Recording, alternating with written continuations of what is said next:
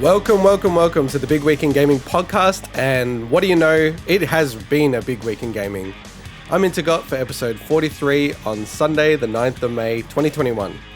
As always, I'm joined by the official, P3 nominated and approved Xbox Hall of Famer and #1 challenger to the mantle of the greatest Xbox RPG player in the world, Vinny.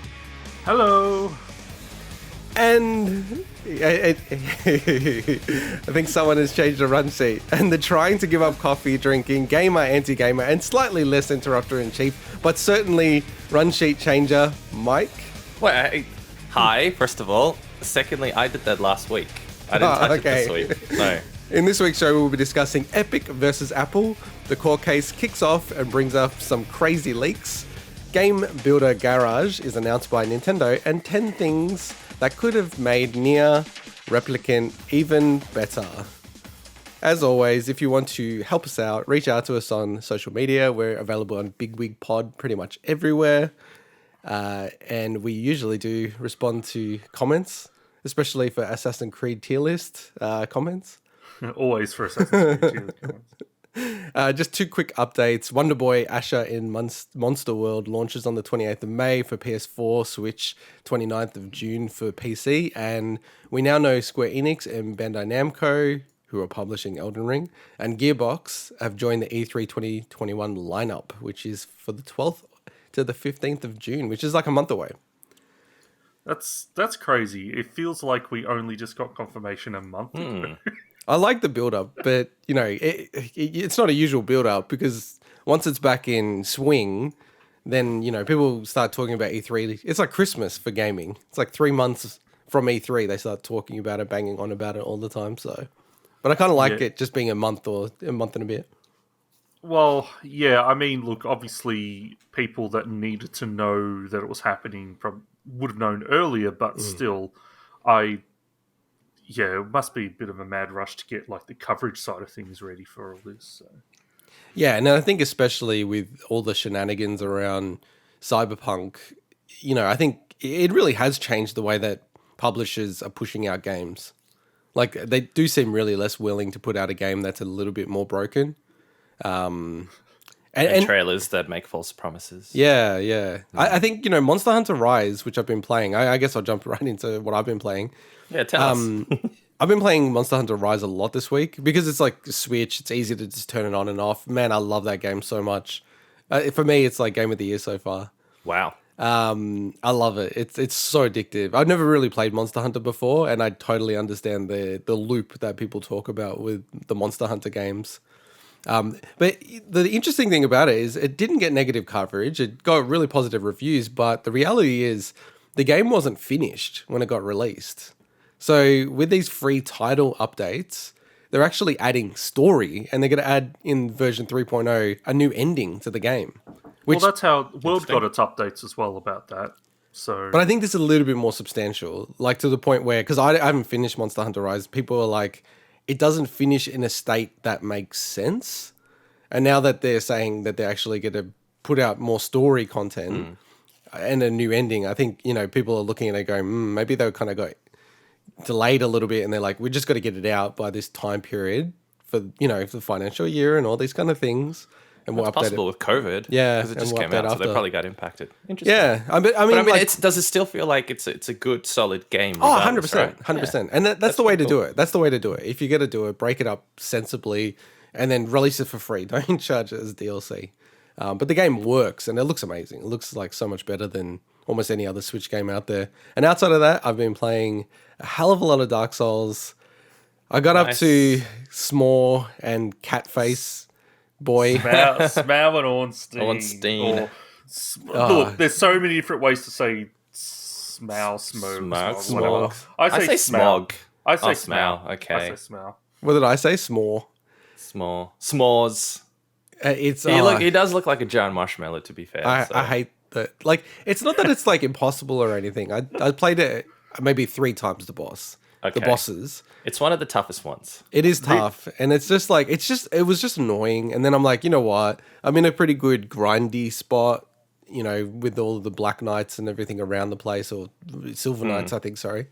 So, and I really want to get the Dark Knight Halberd or the Black Knight Halberd? I can't remember. Well, the Black Knight Halberd, you can.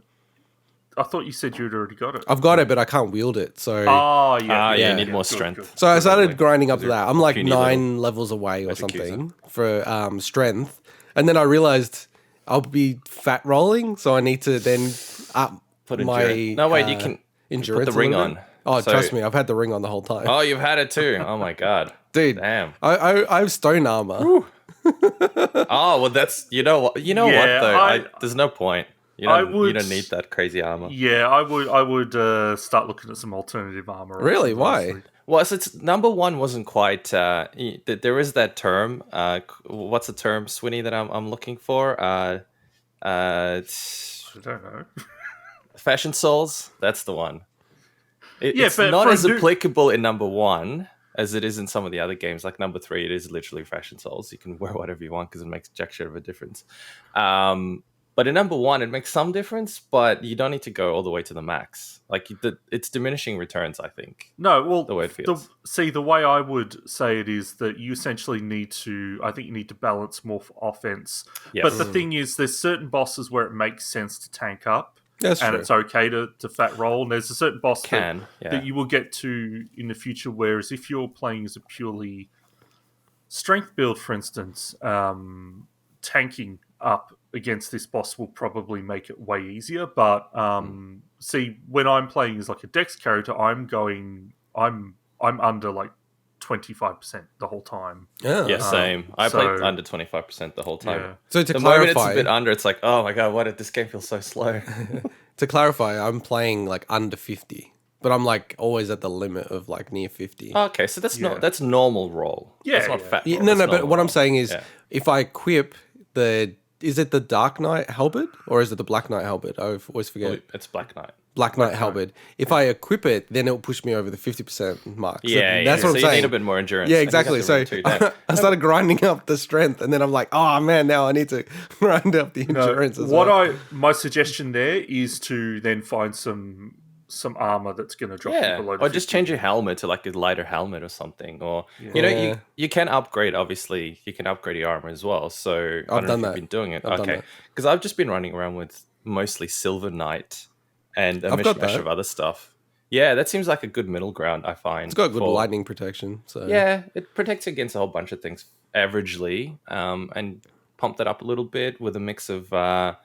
Well, honestly, in the end, I just mixed it up to whatever looked the best and kept it under 25. I don't even care anymore. I'll look at it. I thought the Silver Knight armor would push me past 25 anyway with the halberd, but I'll double check that.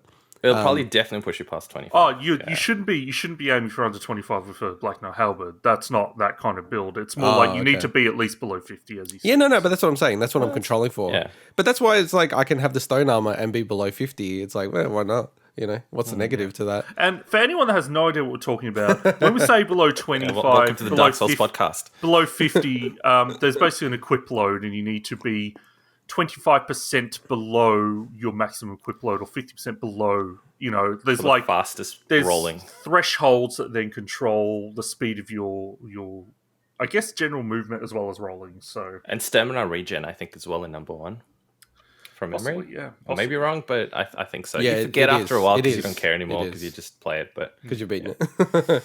Yeah, and it's not a perfect game or anything like that, but it is. It is like balanced in the way that you can't just get away with. There's no free lunch in Dark Souls. No. Like if you do something, it will be a trade-off. Unless you're a sorcery build. Yeah, pretty much.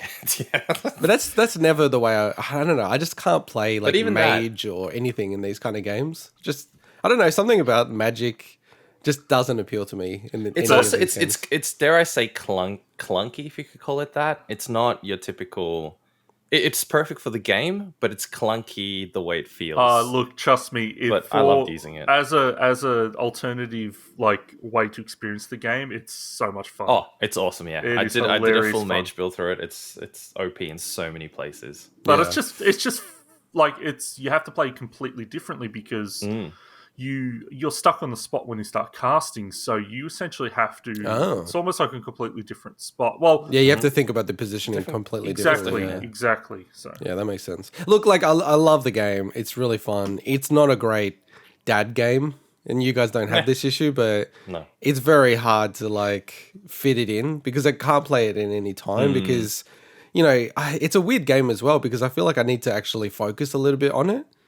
of course, yeah. Versus like feels like any other game, I can just go whatever, If I'm up against even like simple enemies, if I'm not like have some sense of concentration, you can just get screwed up so quickly on simple enemies. Even literally the basic enemies can still screw you up at the end of the game. I know. Well, the one thing that and I've realized even watching other YouTube videos on it, like stun locking and stuff like that, where you get you're really weak enemies, but a few weak enemies hitting you out of sync. And then you like can't get out. Like you're gonna die from like really simple enemies. So yeah, it's a very cool game. It sucks in terms of like a dad life kind of thing. In a weird way, I probably should have played it on the Switch, even though that is the inferior version. Definitely is the inferior version.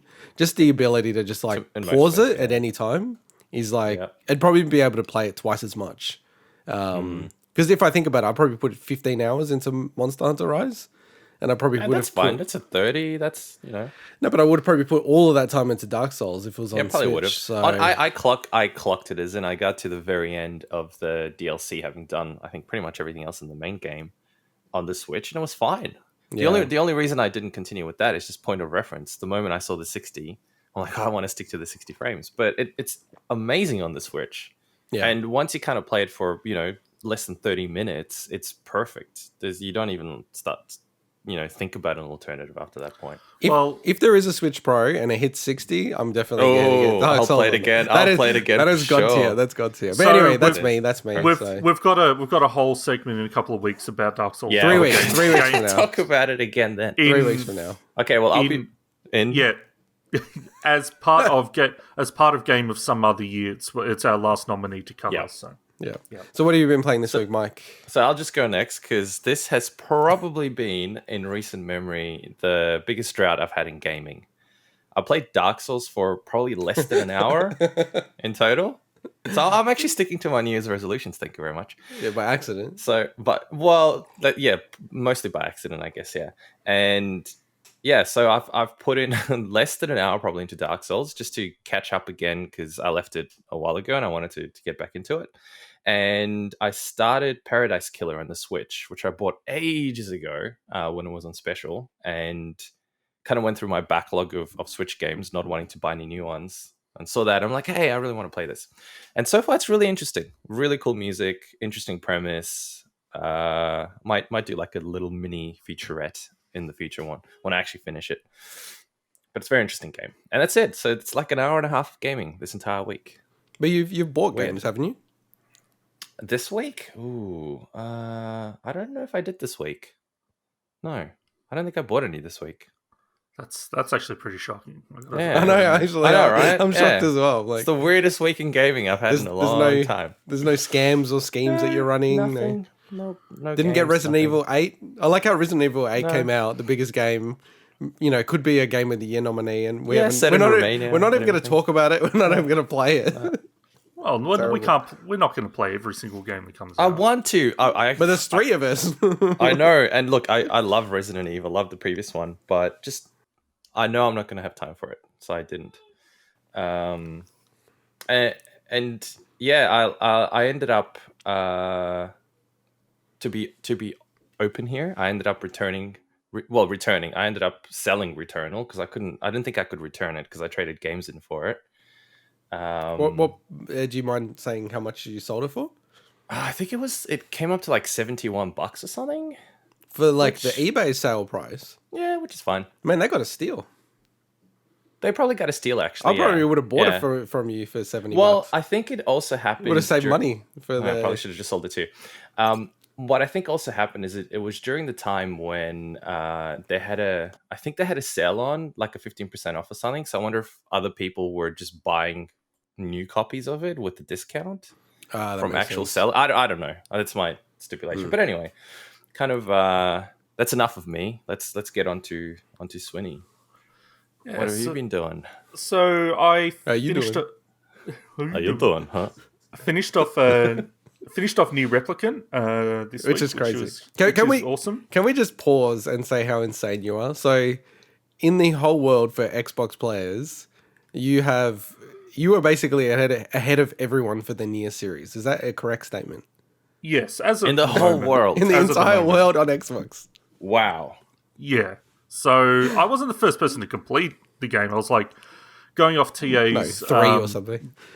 No, going off True Achievements membership. I was like, there was like 20, 30 other people, but there's dozens of us. There's dozens, but literally 2 dozen. But I was the first person that had done. The thing here is the Japanese version of the original NieR. Not that many people have got that one done. So he's a true fan. Yeah, well, clearly he doesn't even. Anyway, well, he kind of slightly speaks Japanese. Yeah. Anyway, I've got quite a bit to get through. So yep. I finished Shut off. Up, Mike. Yes, please. I finished that off, and I'll cover some very final thoughts when I go to intro our special segment, which is 10 changes they could have made NieR Replicant even better at the end of the show. So the other games I've been playing are kind of things I've just touched away, just little bits here and there. But I actually kicked off the Puzzle Quest 3 early access on Android. So I'm like, oh, look, I'm finally going to give Puzzle Quest 3 a bit of a shot. And I know that, it's a very different game. It's a free-to-play game. Its gameplay is essentially it's very different. And so far, I'm actually enjoying it.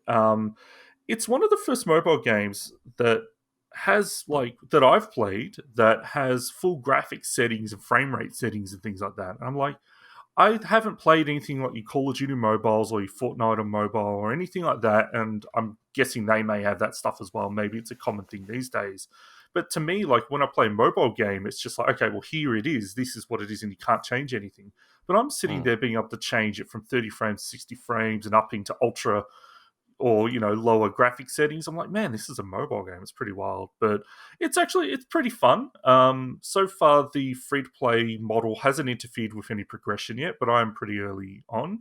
I went into it knowing that, look, Match 3 games, there's so many out there. And even since Puzzle Quest came around, they want to try something different because they've got the Gems of War series. When I say they, it's Infinity Plus 2, the Aussie devs. And I think the way they've done it, where you basically have 2 seconds to make as many matches as you can on your turn, it's actually pretty fun. So I'll probably, once I've gotten further into it, I'll talk a bit more about in the future. Another game I've been playing that honestly just the whole time I was playing it, I had a massive smile on my face. And there's a bit of a great surprise this week is... Sextress. No. You've read my mind. What the hell? is Rain on Your Parade. So this game is from... That's the alternative title. The alternative title. It's from a developer known as Unbound Creations. From what I can see, it's a single dev, a Polish guy that's living in Seattle. And it's really fun. Basically, you're a cloud that goes around screwing with people. Just you're an asshole cloud, basically. So I think of this, it's like another game in the happy-go-lucky asshole genre. So think of Katamari, Untitled Goose Game, Donut County. It's in that vein. Especially Donut County is very similar to the structure of that, where you're just going around and you're just you're a cloud. So you go above oil and you turn into an oil cloud, and then you can set everything on fire. And the whole time, the cloud's got this really cheesy grin on its face. It's really cute. It's really funny. It's on Game Pass, so you can give it a shot essentially for free if you have Game Pass on console and PC. So I really recommend it so far. And just quickly on that, it is actually interesting that there aren't more games like that, because if you think about games that allow you to role play, the amount of people that go on, what do they call it, renegade runs and all that kind of stuff, where you're just blowing shit up, killing people left, right, and center, civilians, all this other stuff. It feels like that's actually, there's a gap in the market, I think, for like games that are just like go real deep into that stuff. Like, how can you be the biggest arsehole possible? Yeah, and they poke fun at that whole thing about the fact that you're playing a cloud that's just doing this because they just want to essentially shit on people. Like, they actually sounds like my kind of game. It's pretty funny. It's got some good references as well so far. So cool. And the last game I'll mention is so I actually pre-ordered this digitally. Right. Okay. I don't generally pre-order this doesn't digital sound like games. Chemco. It is the latest Chemco release. Oh, why are you? Okay, sorry. There's many things to call out. Number one, Chemco, and he has a go at me about like business coverage and all this other stuff. And then why would you pre-order a digital game? I've never understood why anyone does that. It's because it pre-installs it. Oh, so I knew that would get people when they started doing that. I was like, man, people are going to get sucked into this digital pre-order stuff. But the thing is, I was going to buy it straight away on the release day anyway. So I was like, well, I might as well just get it now so it's installed. So, but let's also be clear. Your internet is like, what do you have? Like 200 down or something like that? I could download this game instantly. Like, it's like only yeah, exactly. That doesn't make sense. It's only like 1.5 gigs, but I'm like, I might as well just get it. And then I could also say I pre-ordered a digital Chemco. How fast is your internet connection? 1,000 down. 1,000 down. So it's like, even if it came, he wouldn't even need it because they're not even. How big are these games? They're not even probably huge. It's like games, one. Are it's they? 1.5 gigs. Oh so my god! It would take about 15 seconds to download. So let's just be clear to everyone. I digitally pre-ordered it so I could say 15 seconds. Oh my god! You and Chemco games. I swear to God, you've got Chemco tattooed on your butt, and the O is your. But can I just say, you're actually doing a good thing for Chemco because they always look at those stats, pre-order stats and everything like that. I'm probably the only person in the world that did it. There's dozens of us again. Again, dozens, yes. So the annoying thing, I went to play it, and I also get a bunch of the add-ons when they do it because I play these games, obviously. I enjoy the experience, but I'm not playing them for the story. It's a guilty pleasure. You're the target market. You're like their perfect customer. But for once, they haven't made the add-ons live yet. They've been dropping Can the ball. you pre-order them? Can you pre-order them? You can't pre-order the DLC, no. I like... So there's no season pass. They've missed an opportunity. Yeah, go season pass. I should mention what the game is. It's called Chroma... It's called... Chroma What? Chroma. All right. I'm going to give you clitoris. I'm going to give you guys golden chroma glass. No, I shouldn't. I've just posted the name. I want one of you guys to pronounce it. All right, you go. You have a go, Mike, at pronouncing the name. Chroma Quaternion. That's pretty good. That's good, actually. Good. I'm not even going to have a go because that's good. And it's from EXE Create, so for anyone that knows Chemco games, it's another EXE Create game. So, but yeah, I'm keen to jump into that once they make the add-ons live. So, but they've been dropping the ball recently, Chemco. They've what was that other game that you were playing and it was 100 hours or whatever it was? Oh, it wasn't 100 hours. It was just much harder than the normal ones. That was As Divine Cross. So they're shaking it up on you, man. They're shaking it up on you. Yeah. Anyway, for me, that's all from a gaming perspective. Yep. But I guess the other call out I wanted to do this week was, honestly, some news shattered me this week. That's not a joke. Like, I am a huge fan of Giant Bomb. And essentially this week they announced that, the sad news that 3 of the key people from the site are leaving. So Vinny Caravella, Brad Shoemaker, and Alex Navarro, they have left now. And man, it kind of killed me. And a lot of people that it's very much loved gaming site and gaming, I guess, like media outlet across the industry. When you got people like Phil Spencer calling them out and kind of being sad at the news as well as like Polytron and things like that. It's they're massive. They're massive. Like, I don't know them, but I know they're massive. Yeah, and the thing is, for anyone who doesn't know what Giant Bomb is, look, they are a games website, but they're what they, I guess, you'd call like a personality-based content. So it's not like traditional games journalism, although most of them come from that. Like a lot of them originally they came from GameSpot and things like that. So essentially, they're almost kind of ahead of the curve in terms of what a lot of internet content would move towards, such as like your streamers and YouTube and Twitch and all that, where it's the personality of the people that you're actually watching the content for and listening, because they're being in the podcast space. So that's why it especially sucks, because you kind of you grow to really connect with these people. And these three people, so Vinny, Brad, and Alex, have been around with the site. So Vinny and Brad essentially joined just after the site was founded, and Alex a couple of years later. And so it's a huge loss. So the site's not shutting down or anything like that, but it's essentially, it's going to be a completely different site now. And the founder, Jeff Gertzman, is sticking around, as Jana Choa, Jason A. Stroke, and Matt Rory, the other members of the crew as well.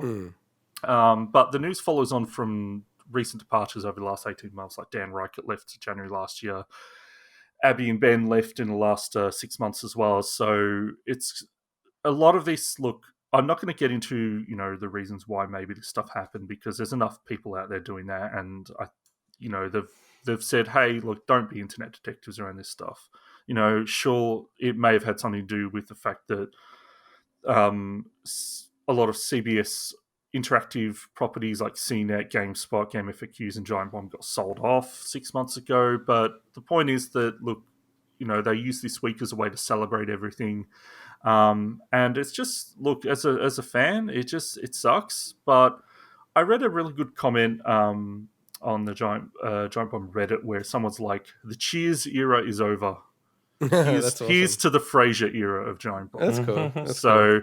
And I guess for that, or it could be the Joey era. Yeah, the Joey. Yeah, no.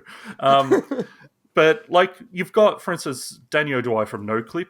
He's a regular guest on the show, on the Bombcast every week, and he's confirmed on the NoClip Patreon that he's actually going to be doing more content with Giant Bomb, and then he's not joining full time. But that's good, and the fact that they'll probably do a lot more work with GameSpot directly because they're under the same umbrella.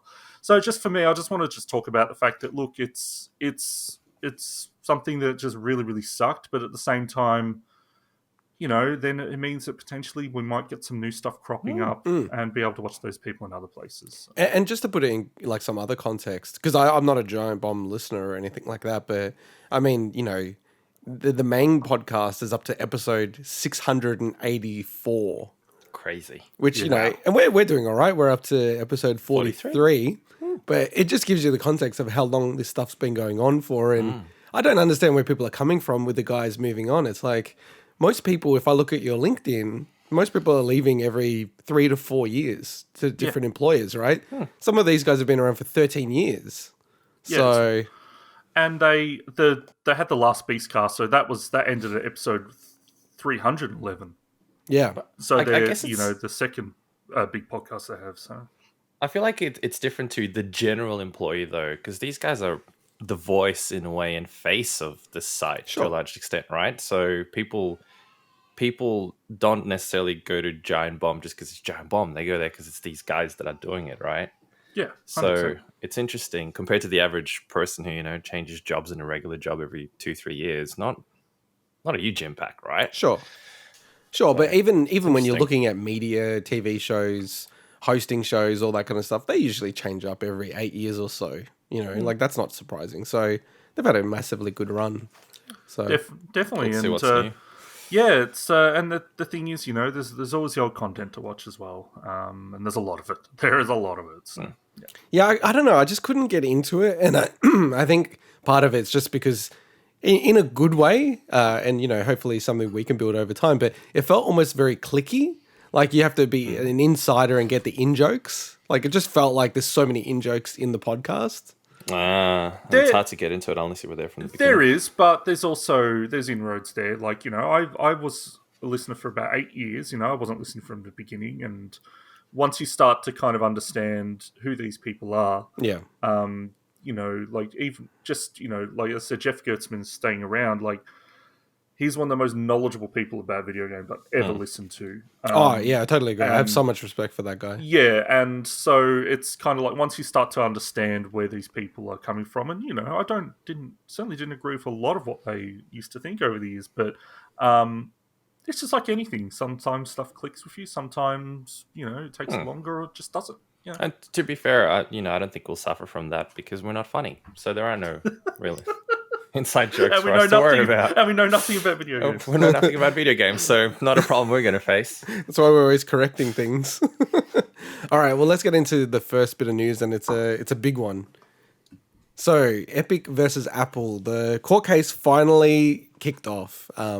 So there was a massive showdown between Epic and Apple, and just like we'll kind of run through the court case in this segment. If you're watching it as via video, there's going to be 2 segments, but essentially we'll run through the court case and then just the amount of crazy stuff that came out of it that isn't necessarily to do with the court case itself, but it's just either through mistakes in terms of, what was disclosed or just, insights that we've got around gaming.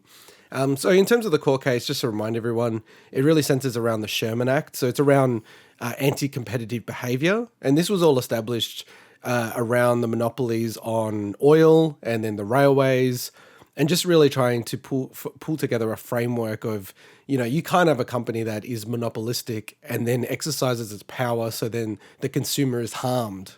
Because there is a logic to, if you own everything, then you can charge whatever price you want, and that's very unfair. And you'll see that comes up through the trial around, does Apple even care about its pricing? Has it looked at its pricing? What happens if it changes its pricing? Trying to drive this wedge around its monopolistic behavior or potential monopolistic behavior. In terms of the opening statements, so just with Epic, and it's really cool. You can actually jump on and grab the PowerPoints for the opening statements for Epic and Apple. So I actually read through them all. In terms of Epic, really their whole narrative is trying to build this narrative around, Apple building a walled garden. And basically from the start, they used a lot of quotes from Steve Jobs and emails, like internal emails around, they're trying to create a situation from the start of the iPhone where people get in and they cannot get out. And if you're in and you can't get out, then you're exercising your monopoly within that scenario where you can just do whatever you want. That's where Epic is trying to build that case around it being anti-competitive and being monopolistic.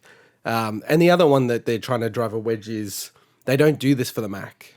So what's the difference? And is the Mac not secure? Because all the arguments that Apple's placing around security and all these other things, in their own advertising and marketing, Apple are saying the Mac is as secure as the iPhone. So then the question becomes, well, why don't you run it like the Mac? Why are you doing it other than being a monopoly or, being anti-competitive? In terms of Apple, they're really coming out and saying, well, we entered the market standard is 30% from a take rate. They didn't invent that, which is true. It is very common that 30% is the number across many of these companies. You talk about Steam, Nintendo, PlayStation, etc.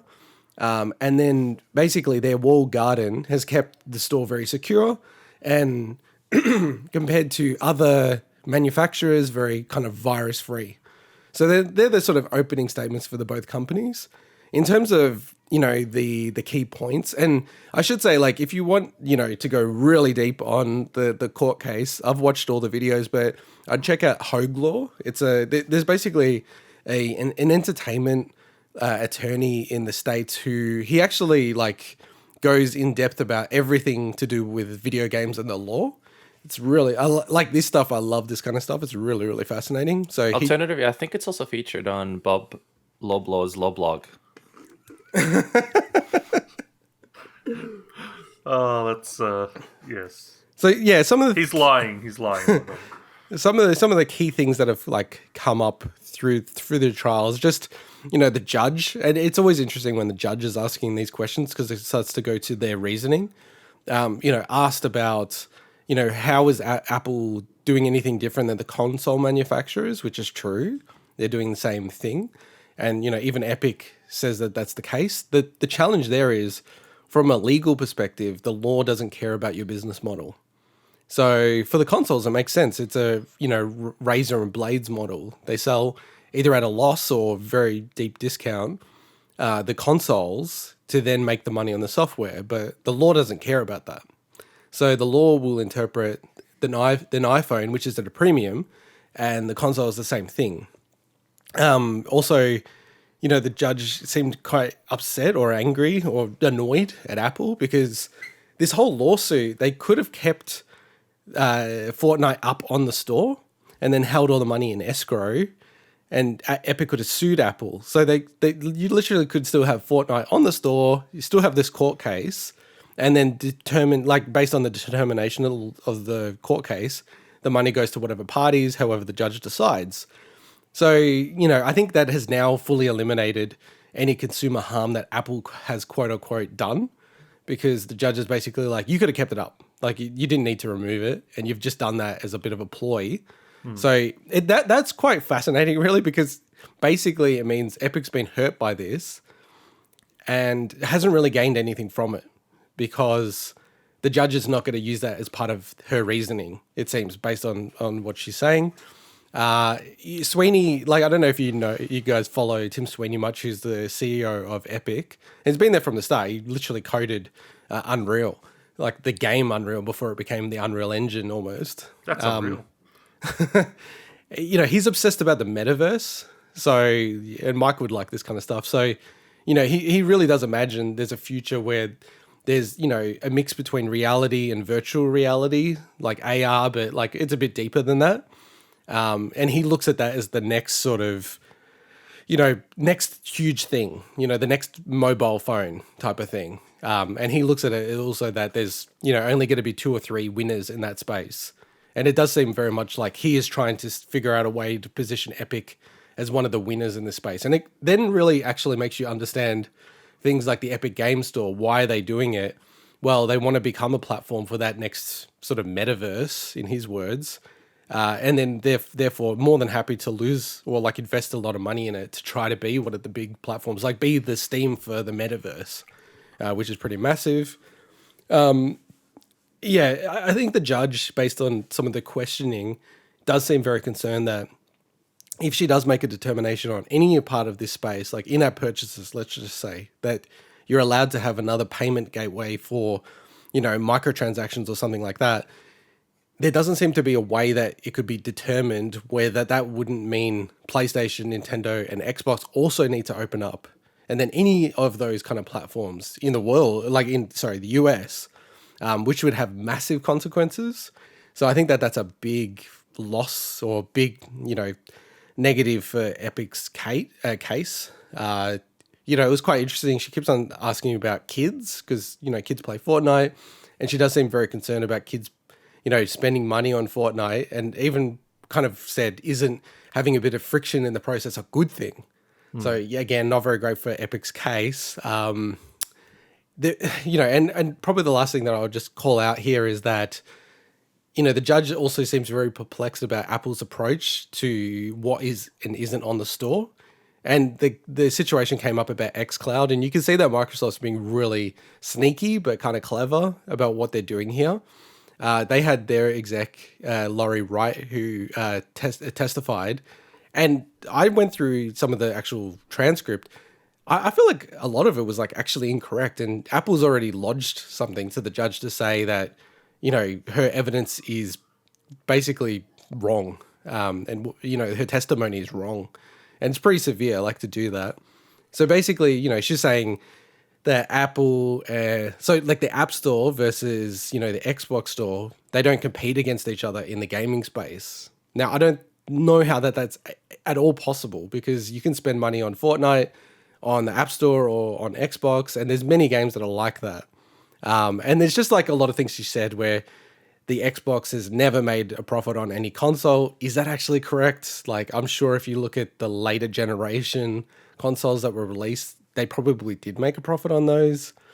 I don't know, she just seemed very flippant. She didn't actually submit her evidence prior, and she literally went back to the court and said, I didn't know I needed to. It just felt very clunky. It was very, very strange. But it did then get to the point around xCloud, and then the judge was basically like, why can I have Netflix? You don't have separate apps to watch all the different movies on Netflix. Why do I need a separate app for every game on xCloud? And I think like this is a huge thread. So just like in terms of next steps, the case is probably going to run 3 to 4 weeks. We're not going to cover it every week, obviously. We'll probably do another like clip at the end of the case. And then it's probably going to be a short judgment. Like it might take like a month or so to do the judgment. Like the judge themselves has already said she fully expects the case to be appealed and probably successfully appealed, no matter how she judges it. And it's 2 courts away from the Supreme Court of the USA, right? I think the way it would play out is if Apple wins, it'll probably get appealed successfully. They'll look at it and then they'll probably hold it up. I think if Epic wins, because that's a big impact to the whole economy, I'd say it'd be going to the Supreme Court if Epic wins and then that holds up in the next higher court. And then the last one is just all the threads that the judge is talking about. I do wonder if Microsoft will sue Apple because, you know, everything the judge is saying is a very senior judge. You know, it feels very much like it's almost like a slam dunk case for Apple not allowing xCloud onto the iPhone. Just because they're just like, well, it's not consistent. It's not consistent to have Netflix, Spotify, and you don't have separate songs or separate things on your device, but yet you're not allowing Microsoft to do the exact same thing, which seems to not really make sense, given that they have content moderation. That's very strong. So, but considering that's almost like I don't know if it's like a side thing to this case. Could this case actually impact that? The future of that in that regard, because like, well, would that have to be a separate case? Not from a legal perspective, yeah, because that's not the question that's at hand. Yeah.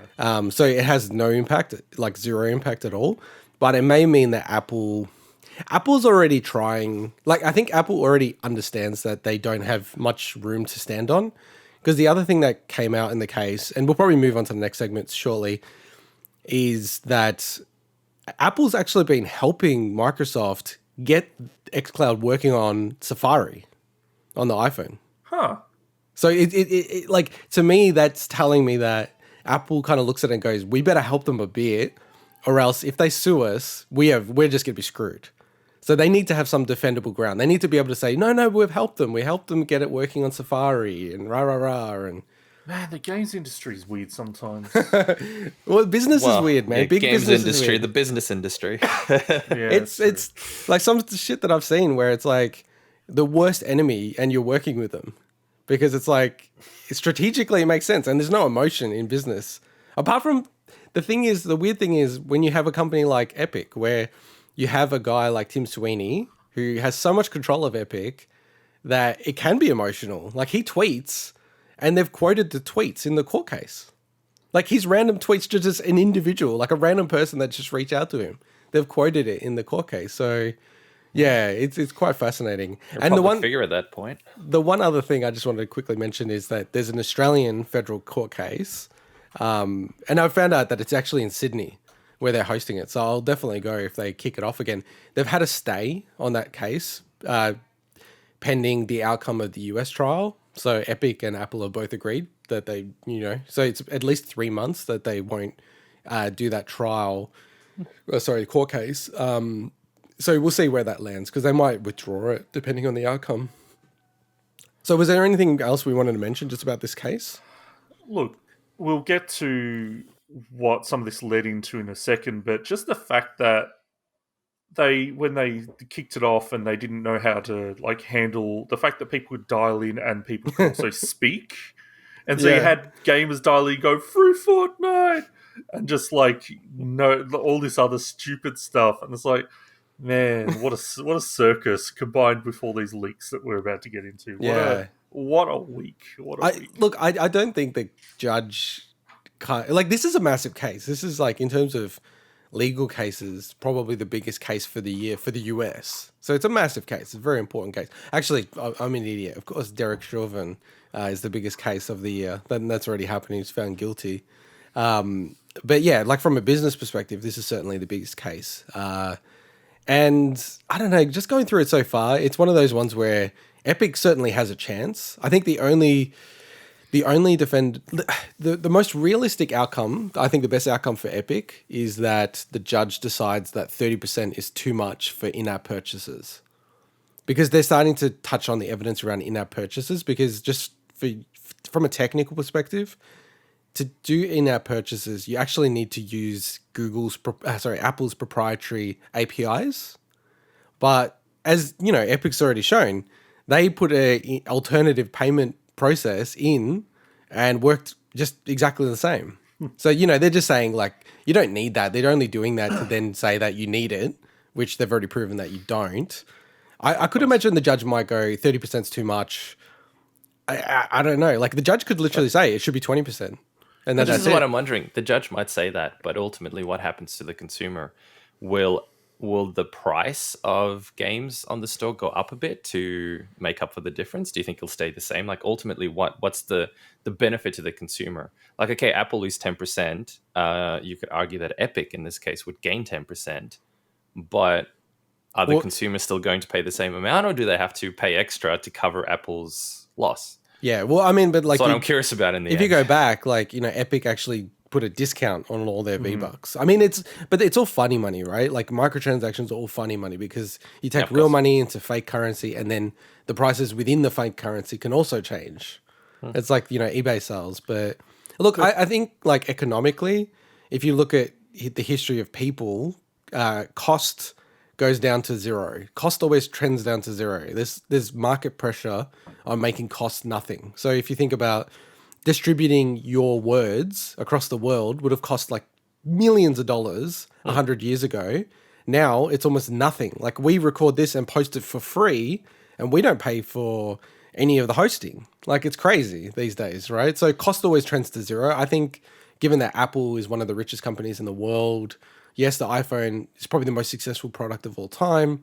They are leveraging and exercising, you know, somewhat of a monopoly to get, you know, excessive profits. You know, they themselves, like the other thing in the court case was they actually said that they don't expect it to stay at a 30-70 split. Like within a few years of the App Store, they're the industry, I mean, the whole industry will change. Yeah, and especially in their world, they're just like, look, we need to prepare for the change. Well, we're already seeing it. So not only did we talk about last week that the Windows Store, Microsoft have cut that down, the take they are putting as part of these documents that came out. I believe it's pretty much almost confirmed that they're planning to do that for the Xbox console as well. No, they're not. You sure? Yeah. So they spoke about that. And they said at this stage they're not looking at anything. Like that's what they testified, that they said they're not looking at changing that. Because weren't there documents that came out that said otherwise? So maybe internally they've spoken about it, but like as far as the testimony for the case, they said they're not looking at changing that.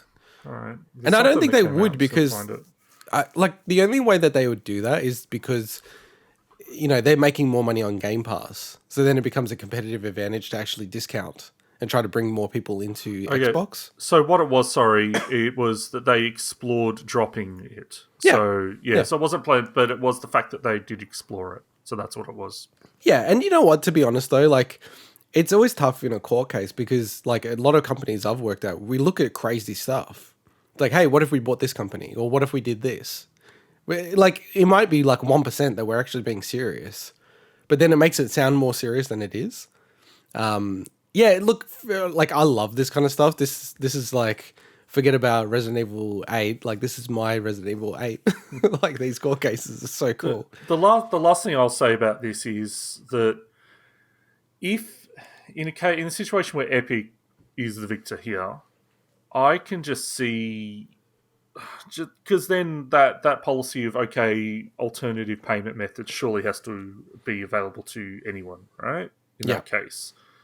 I could just see that getting so messy from a you know, I guess a consumer experience perspective. Of where definitely. Every single app doing their own different process, and some of them could be insecure, and obviously it wouldn't take long for that to get taken down, but suddenly you've got lots of cases where these dodgy apps are scamming people because they're having to go through their own proprietary payment methods. It just, I think it has such a potential for to be bad for the consumer in that regard. So. Yeah, I mean, but look at it this way. That's how the internet works. If I go onto an e-commerce site and buy something, it's all whatever payment platform that they want to use and how they want to use it. So... Yeah, but I think the difference to me is that a lot of that stuff I think is like, I'm thinking of like kids and stuff, and more so on tablets and phones and apps, as opposed to jumping on stores online. I know that would happen, but I just think it has much more potential from that side. So. Totally agree. And like, look, and I don't want to be too judgy, but I can't imagine saying to my boys, "Oh yeah, you just buy whatever you want on the stores. Like, here's my credit card." Like, that seems, people do it. It's kind of, I don't know. It's nuts to me. I don't get it. I don't want to judge people, but yeah, like, I totally agree with your point though, and that's what the judge was saying. Like, isn't a bit of friction make sense? Like, do you really want to make it that easy for people to do this kind of stuff? Look, I think it's very unlikely that Epic will win, because Epic are going, we want to have an alternative store on the iPhone. Like, they want to have Epic Game Store on the iPhone, right? I don't see any universe where that would shock me. That would absolutely shock me if the judge forced that situation. I just think the whole point around in-app purchases and the percentages, I can see the judge saying, like, look, you need to either offer an alternative for people or reduce your take rate to something else, like 12% or 20% or something like that. I could see that happening, like, just based on what they're saying now, which would be crazy. So yeah, that would be interesting. Keeping an eye on it. But like I said, unless something really major happens, I think we'll probably cover it at the end of the trial and just do like a wrap up. But let's get on to the next segment, which is about the leaks. So, like, a funny quirk of this trial is obviously you do have a lot of evidence coming out of the Epic versus Apple trial, and unfortunately, the court had mishandled a lot of the evidence and the information. Well, that's what it is. And insanely enough, actually published a whole bunch of extremely confidential, like trade secret information on the public box, which is like Dropbox. And people obviously just consumed it straight away. And you could just download it all. I downloaded it like when it was available. And then they'd realized the error, given I think they had a dozen companies contact them, the court, urgently, to say, you've put up, like absolutely confidential information. Like information that's like not even meant to just be redacted and put up. It's not even meant to be up. It's, trade secret information It's insane. It's crazy. Insane. It's crazy. Like, some of the things here are just like, even if some of it's not harmful, it's just like complete egg in your face stuff. And man, like, how do you screw that up so bad? Yeah. It's just, and I should say quickly, some of the stuff here actually is a part of the evidence. Some of it isn't. So we're not going to make a distinction, but there's a whole bunch of stuff that came out that's just so interesting, and like maybe we'll kick it off with Epic Game Store. So like, I love Epic Game Store. Everyone shits on it. I think it's great, giving us free games. I'm actually like shocked at how little money they had to spend to get the free games for, we're talking about a 9-month period of time, but it was like $12 million. That seems too cheap. Of the games that we know, there are some that they... Of the ones that they showed in that 9-month period, right? Yeah. Starting with Subnautica. But I'll just say like this, Vinny, that like when this popped up, because I was like on Twitter when this was all getting leaked out, and, people actually were like, is this fake? Because it's too small. Like the numbers are way too low. But it turns out, no, this is the number, because they spoke about it in the court trial as well. I think like, for me, I look at that and I go, if you want to try to be a competitor to Steam, that's a cheap price to pay if you have the money to bankroll it. And given, we now know how much money Epic's making because of Fortnite, it is billions. Like, I think it was 9 billion at its peak for a year. It's like insane amount of money. 12 million is nothing. It's literally a rounding error. And like, to me, I was more interested in the fact that, they talk about Borderlands 3. So that was exclusive for 6 months on the Epic Game Store, and at the time, everyone was super pissed off about it because Borderlands 3 was it was a very anticipated game. Yeah, and people hate certain people who helped make Borderlands 3, right? Yeah. But I mean, there's a lot of people that, don't care about that stuff and just want another Borderlands. Sure. So, and they spent 146 million to get that exclusive for 6 months.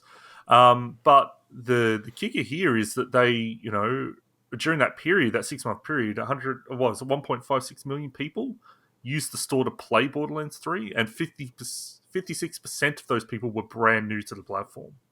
So just essentially, now, sure, not everyone's going to go and then buy other stuff, but then you've basically just got a massive influx of people to add to your Fortnite people that are more likely probably than a lot of Fortnite people to actually purchase full retail games. Oh yeah, definitely. So, but that is a lot of money, but I can't remember exactly what it was, but they disclosed all the actual, the financials around that, and it seemed like it did make sense for them and work out, but that's a lot of money. Well, is effectively a $80 million bet, because one of the components of the contract, so there's marketing and all that kind of stuff, so you could argue it's a $115 million bet, but some of it's marketing, so the way that you treat that's totally different from a legal perspective and a financial perspective. But they gave Gearbox, right, Borderlands 3? Yeah. They gave Gearbox $80 million guarantee. Like, if it sells nothing, we will give you $80 million. Just bang, straight from the start. And you could totally understand Gearbox going, yeah, we're going to do this exclusive deal. Like, cash flow is king in this business, and just going, okay, you've got the money. Like, who knows if it's going to sell well or not? And they recouped like the $80 million within weeks, Epic Games. Because essentially it's like, here's $80 million, we'll take the money. And then once it goes over a level, you'll start getting money from it as well. It was a good deal, man. Like, they did really well. I was like surprised at how popular Borderlands 3 is. Borderlands 2 was massive, man. Like, no, but they had a chart. Like, so they did a blind survey of Epic Game Store users and said, what games are you interested in? So randomized to certain users. And Borderlands 3 was more popular than like Last of Us Part 2. Like, more people were looking forward to that, or like Final Fantasy VII Remake, which I was like, wow, that's so crazy. It was like the number one game that people were looking forward to, according to Epic Game Store users. But I mean, that's slightly biased, isn't it? Because of course they're it more is. likely to be PC users as opposed to console users. No, of course. No, but of course. But the point for Epic is they want people on the Epic Game Store. People who are on the Epic Game Store are probably a good starting point to figure out how do you get more of these people. And that just shocked me. I would have never guessed in a million years Borderlands 3 at the time was the most anticipated game for people. So I also like how it kind of came out, some of their strategies around trying to get some of the first-party titles from Nintendo, Sony, and Microsoft on the Epic Game Store. And I forget what it was, but their comment about Nintendo was really funny. It's like, this is pretty much a non-starter.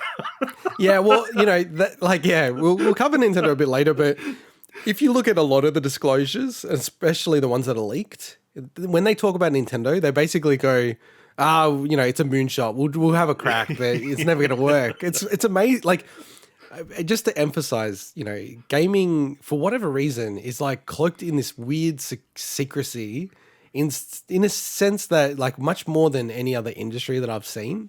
It's very strange. I don't really totally understand why, but it is. And like Nintendo is almost one of the most secret in that industry. So it's kind of crazy to see everyone talk about them, and just their views on them and their games and how they do things. In terms of Sony, I think Sony's probably come out the worst out of all of this. I'd say so as well. There's now like a suit that's going in place against Sony, actually. Like, it's only at the early stages, still years away, but about some of their practices. So they've been screwed by, especially the leaks, where, well, it's not really, you can't call them leaks. It's just mishandling of the information, where like, kind of like they're breaching the law. Like, I don't really know how you can't argue that in American law. It's definitely breaching Australian law. You can't force companies to pay you, like, for, then opening it up to other companies, like creating a third line forcing situation. You can't do that in Australia, like what Sony's done, where they're saying everyone's doing. So sorry, the context is Crossplay, Epic, like, actually threatened to sue Sony for crossplay. And by the way, amongst all of this, isn't this interesting in business that Sony has invested in Epic Games, right? $250 million a year ago, and then recently invested another $200 million. And meanwhile, Tim Sweeney is threatening Sony that we're going to sue you. But was that prior to them making those investments? It was around the same time. Like, I think it was a year before or something like that. But it's crazy to think a guy says, I'm going to sue you, and then afterwards they buy into him. It's just nuts. But yeah, they basically had a weird deal with Sony. So it is tricky, crossplay, especially where you can use the same items on your account across all the different platforms that you use. Because you could get a scenario where someone buys it all on their iPhone because they feel comfortable with buying it on their iPhone, let's just say, but they play all the time on the PlayStation. And is that really fair for PlayStation? Like, you know, whether it's fair or not, they probably feel like, hey, we're getting ripped off here. They're using the game on our service. But generally, like, you know, that it is what it is. But Sony actually stipulated certain ratios, and if it goes outside of those ratios, they need compensation. And like I said, you cannot do this kind of stuff in Australia. Like, starts to get into the territory of like third line forcing and things like that. It really just establishes or reestablishes, you know, what we all thought, which was basically, you know, that Sony was so reluctant for this crossplay stuff. Oh, yeah. But then they're putting this face out like, oh, the security of the platform. And then essentially they're just like, yeah, like this just confirms what everybody knew was true anyway. But the fact that they're the only platform that is requiring this compensation outside of, you know, Nintendo and Xbox and obviously any of the PC stuff. So yeah, they've really come out as the bad guy for this. Microsoft, quite a lot of funny stuff going on with Microsoft. Did you want to touch on it, Swinny? Yeah, so as of July last year, Phil Spencer actually told Tim Sweeney via emails that he still hadn't given up hope of bringing xCloud to rival consoles. So that's pretty recent when you think about it. It's less than 12 months ago. Also, apparently came out the Game Pass is yet to become profitable, which I think we would have all assumed anyway at this point. Yeah, I did kind of assume that. Yeah. Because it's such a good deal. A really funny thing is that they have this, there was some slides about like Microsoft's internal release schedule, and it's this meme across the internet at the moment that about Balan Wonderworld, that everyone keeps calling it Balan Wonderland. And even Microsoft in the slide called it Balan Wonderland. So it was just a really, really funny thing that's like, why would you not call the game that? It rhymes. Come on, people. It's funny. It's almost like become a Berenstain Bear thing, exactly. But in real time. In real time. Like, I've heard people on podcasts call it Wonderland, and then halfway through they're like, wait, did you say Wonderland? Don't you mean Wonderworld? And there's also, Microsoft had an internal analysis, or like, I guess, internal review on The Last of Us Part 2, which, you know, you generally don't hear first parties talk about the other rival first party games. So their internal review was, The Last of Us Part 2 is the exceedingly rare video game where it accomplishes with what it accomplishes in moving forward the art of narrative storytelling video games as a medium ultimately outweighs whether or not everyone likes it or even has fun playing it, which I think a lot of people would probably agree with. Last yeah, too. So, really interesting. Yeah. I was saying that's a really good analysis. Because the other one that I don't think we have in our notes, but Microsoft, their predictions around what was coming out in 2020. So like at least in say Q4 calendar year 2020, they thought Breath of the Wild 2, Metroid Prime 4 and Bayonetta 3 were all going to be coming out in that period of time. Now, I don't think I've told you guys. I actually was like looking at applying for a job at EA, right? Recently, like in their Sydney office, which like part of me was like, if I get this job, I can't wait to troll the hell out of Mike. That would be like the best thing ever. I can't think of. I don't know if we can be friends any longer. I can't think of a game company I'd least like to work for. Same. So I look at it and I'm like, because you know, I look at some of this analysis. I'm like, man, I could do a better job than this. This is terrible. Like, what are they thinking? Metroid Prime 4, they had to restart the development, and then like Bayonetta 3, we've heard nothing about it. So yeah, I thought that was funny. Microsoft probably came out the best so far. Phil Spencer, like the thing I love about this kind of stuff, and I read so much about the Royal Commission into banking, it's because you actually get an insight of, you know, Phil Spencer emailing Tim Sweeney just directly. Like it's almost like private communication, right? Now, when you work at a public company especially, you can never consider it private. But people just fall into this habit of just like sending an email, and it's very like them. And it's quite funny if you read through Phil Spencer's emails. It's very Phil Spencer, and it's very hard to explain that. But just like his style, he's very smart with the way he says things. He doesn't commit, but he seems very like relaxed and just like a cool guy, very chilled. But he's actually very sneaky with the way he words things. Like, and it doesn't come across as sneaky, but it's like next level sneaky where people don't even realize you're being sneaky. And he does that even with his private emails, so it's quite funny. Nintendo. So, we had the whole, with Yakuza, which is quite common, they reckon, in Japanese contracts, that you cannot, they don't have games on their platform where companies that have sponsorship or affiliation with or are funded by the Yakuza or Yakuza groups. I think in 2010 in Japan, there were some laws put in place to block this kind of stuff as well. But the one that I wanted to really mention around Nintendo. So I actually downloaded the archive from the court around the time when it went up. So I was going through it myself, like just reading through a lot of the documents, right? And I actually got to the one where like it was the epic sort of like pack. I think it was like in 2020, like for the executive team. And I was flipping through and it had like The Rock and stuff like that. I'm like, oh yeah, cool, whatever. And then I flipped to a slide and it had like Samus as one of the skins for Fortnite. And I was like, holy shit, like this is so cool. Now, probably don't get too excited.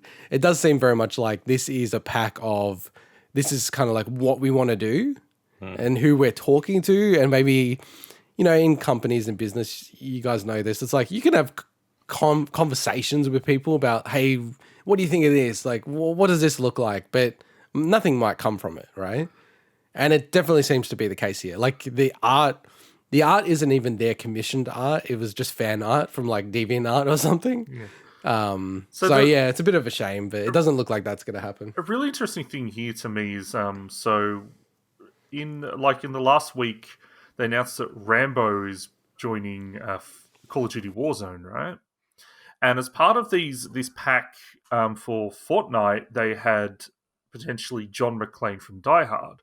Well, just today, Call of Duty Warzone started teasing John McClane from Die Hard. Yeah.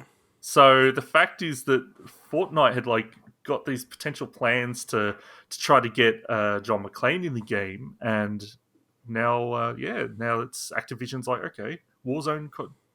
It's just weird. Do you reckon there's even a possibility that they've actually gone, oh, these are gettable, so why don't we ask the question? I mean, that's possible. That happens in business. Yeah, it's just a teaser image showing like Nakatomi vent thing or something on their Twitter, but it's just weird. Like, I mean, John McClane, I wouldn't say he's the most obvious first choice for a battle royale character. So yeah, Rambo makes sense, but yeah. I think but a lot of these stuff, it feels like it's been picked by people who are like our age, who are also the people who run these companies, right? Where it doesn't, to me, make sense for the user base. Shouldn't it be like way younger people like Jake Paul or something? Jake Paul skin in Fortnite, right? God. But dude, don't you think it'd be way more popular than John McClane? Probably.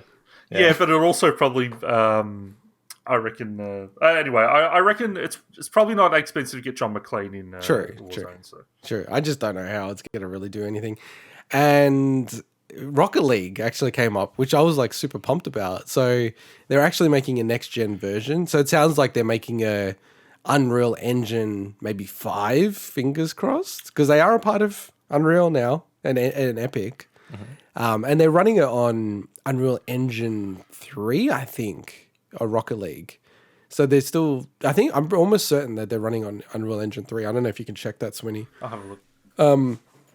So yeah, I'm super pumped that they're doing that. And the interesting thing is they're actually making the next gen version of Rocket League for mobile from the start. So they have a full version of Rocket League on mobile and then branch it out onto every other platform and do crossplay, progression, all that kind of stuff on all the platforms. And that was actually meant to be in alpha last year.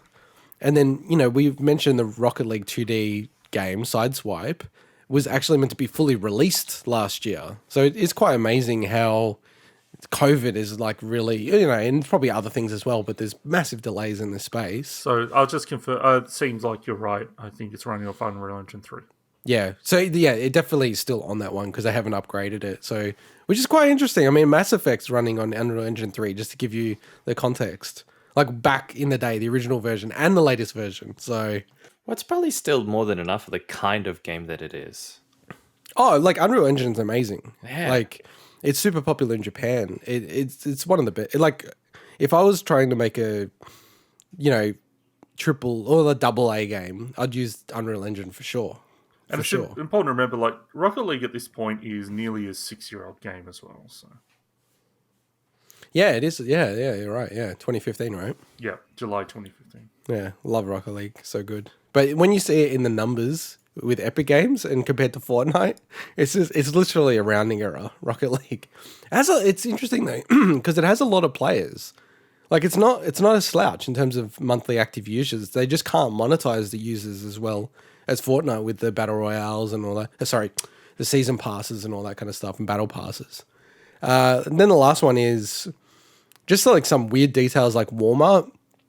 So Walmart, from a retail perspective with video games, they own 25% of all physical, actually 25% of like sales of games in the States. But because, physical versus digital, from a digital perspective, they own 2% of sales. Now, I'm surprised they even had 2%. I agree. I guess it's like codes and stuff. So, smartly, I guess they look at it and go, well, hang on, guys, we're going to lose a bunch of revenue here. What can we do differently? Walmart's a very smart company, and they've got their own cloud platform that they're building, or whether they've dropped it, Project Storm, which is a very unoriginal title for a project name, and it will support the Epic Games Store. So yeah, I mean that's interesting. And then the last one that I thought was really funny was back in 2015, Tim Cook didn't even know who Tim Sweeney was, and Tim Sweeney was like on the stage with Apple, like announcing stuff. And he literally goes, who is this guy? Is this the guy in rehearsals? Well, also Epic and Apple's relationship kind of, it goes back to, Infinity Blade on Apple as well. They were presenting on the stage with that stuff as well. So it's not like it's even early in 2015. So yeah. I mean, like Infinity Blade genuinely, even for me, made me go, wow, like mobile games can look pretty insanely good. Like, and that was the first game that was really like that. And the context here was that Tim Sweeney sent an email directly to Tim Cook and a bunch of other top execs saying, why don't you open up the platform? Why don't you let other people put stuff on there and stuff like that? And yeah, that's the one line answer from Tim Cook to the other execs. He's like, who, is this the guy from rehearsals? Like, who is this guy? Just like so awesome, so dismissive. He certainly knows who he is now. So, and also, by the way, Tim Cook is not going to appear at the trial. I'd be really surprised. They're getting the guys. It's like two levels below him.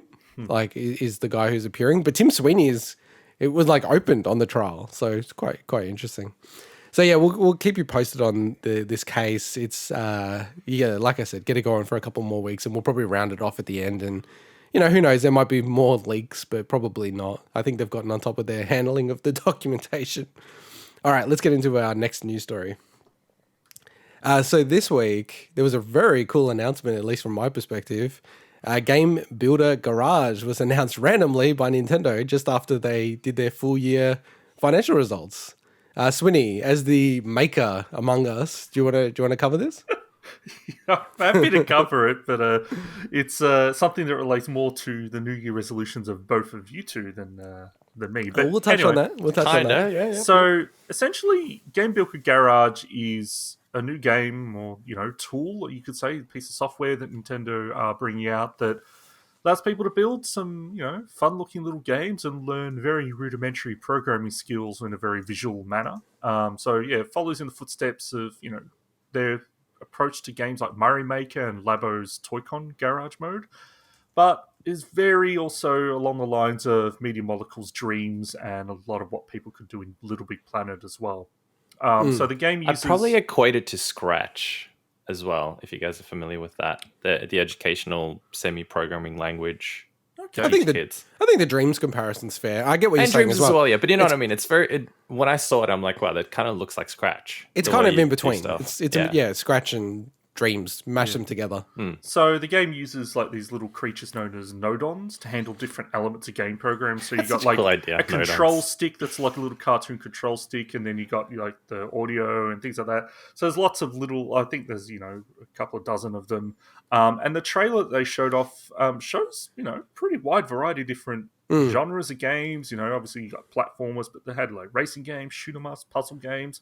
Some of the stuff looks really, really neat. Now obviously you're going to get probably the best of what the game, not everyone's going to be able to create a lot of those games straight away, but from what I've seen, they run you through, they show you how to build different game types, but then there's like a free programming mode that you can essentially just run wild with. But the good part as well is that you can share your games online. Now, I don't know if you know whether or not you put it up for everyone or if it's just with friends. I assume it's up for everyone. So I checked that, and you have to have the game to play the other games. Oh, yeah, no, I'd assume that, but as in, could you just put it up for public consumption? Yeah, okay. Yeah. And you can also share them via wireless as well. And the game will have USB mouse support, but it says compatible mouse, so I don't know if every single USB mouse is going to work or not. It's kind of vague. And they haven't confirmed if there's keyboard support, but it doesn't look like the kind of thing that's going to need keyboard support outside of, hey, it's going to be easier to add text into this kind of thing. And it comes out the 11th of June for $50 Australian, which is pretty good for a Nintendo. Pretty good, actually, yeah. Game, so. Yeah, no, I think it's awesome. Like, this is the day one buy for me. Like, this is really cool. I love, like, I almost just, like, fundamentally just want to support this kind of stuff. And then also, like, I'm really keen to play around with this with my kid eventually. Like, he's way too young at the moment. But, I mean, as we know, you can do Q Basic back in the day. And that's a pretty young age, man. That's like a little harder than this, but yeah. But that's like 5 or 6 that a lot of kids start doing that. Like, I started coding and stuff when I was maybe 5. So it's a year and a bit away for my kid, which is nuts. Grade 1, I was getting the turtle to move across the screen to collect the dot or whatever. Look, this is absolutely amazing. It's not the kind. As much as I love Mario Maker, I generally not. It doesn't appeal to me to have a tool to create my own games. It's just never appealed to me, but I love the idea because I love seeing what comes out of it and the creativeness. I don't know. Nintendo is impossible to just predict. Like, it's so hard to understand what they do. I remember talking to Vooks, who runs Vook.net, which is like the Australian Nintendo site. And, he's been covering Nintendo for like 15 years or 20 years, sorry. And like, he's just like, I don't know what they're going to do. Like, you just don't know. Like, it's impossible to predict. And he like talks to the PR people. He knows way more than we do. And 99.99% of other people. And yeah, they're just so hard to predict. And I just look at this and I go, I think it's a shame that they haven't made it that you can have like and maybe they'll do it, Nintendo changes their mind or does stuff and you just don't predict it. But I really wish that they had like a game builder garage player or game builder player like app on the Nintendo store where you can install like a player and then you have access to play the games that people make. Because I think that'd just be really cool where it's like, and then you could build something, share it to all your friends, and then they can install it. Whereas they might still do it. They might. Even if, like, to me, it does make sense as a free thing. But even if they put it up as like a $10 app or something, like. Well, that's next level. That'd be so cool if they did that. Yeah. That would be insane. But I don't think they would because it's like there's a lot of work involved in that kind of stuff. And I don't think they want just like shovelware going up on the store, even though it's almost getting to that point at the moment. This is really, really cool, man. So do you reckon you're going to get it, Swinny? Because I think, Mike and I will be getting this, but... I'm not sure, honestly. I still feel like I've got so much time and stuff to create Mario Maker, which is obviously very different. You're not programming or anything. But to me, I kind of like that kind of style of tool set as opposed to... I'm not creative enough to create my own game. I want to use someone else's game. You are. Yeah, you even made a few. But you made more games than we did, technically. I know. I think Sony is very creative. I object to that, Your Honor. Yeah, I object. You're wrong. My question comes to our New Year's gaming resolution. So the Intergot, one of your gaming resolutions was to publish a game in 2021. And Mike, one of yours was to make a game in 2021. Yeah. So from as the, I guess, impartial judge... you're not impartial. I have a feeling that if you created something that was an end-to-end experience in this game, then Mike could theoretically use this game to meet that resolution. But unless Nintendo have a way to get people to put stuff on, even on a section on the eShop, then Intergot, I don't think you could use it. I fully agree with your analysis. And this is why you need to have smart goals. No, that is the smart goal. I made a smart goal. No, this is the exact... You're the one that didn't make a smart goal. This is the exact point. See, for me, it's very easy to go, it doesn't fulfill my criteria, right? It doesn't, right? Whereas Mike, it's so up to interpretation. How many games does he buy? That's How many games smart. does he play? That's why it's smart. It's not smart. It's bullshit. bullshit. It's smart with lowercase smart, Mike, not uppercase you're fired. smart. Yeah, so I think if you make a game, and this is a problem, it's subjective. I think if it's like at least not a BS game, then it probably does tick the box. Nice. So, but it has to be featured. Knowing Mike, he won't even do that though. No, he won't. I know it's true. He's I'll lazy. try. I'm not lazy. I'm really, really, really unfocused. Busy with a lot of stuff. Let's just say unfocused. Just busy. Hey, if I don't even have time to play games during the week. Well, of course you do. I'm going to find time to. Well, you have. I actually legit did not this week. Well, you have just over 6 months from the release date of Game Builder Garage. I keep trying to say Game Maker Garage. It's a good amount of time to use that avenue to complete your resolution. Good amount of time. People have been saying Game Builder garbage, which is probably what most of the games will be. No, I don't think so. No, they will be actually. Just looking at the Smash stages that are available, if it's anything like that. God. So you're gonna get some amazing things though. So I'm looking forward to it. I do wonder about their content moderation because it does allow you to like draw and do all this other stuff. I'm like, oh man, this is gonna be rife with really bad stuff very quickly. This is a day one purchase for me. I'm really looking forward to it.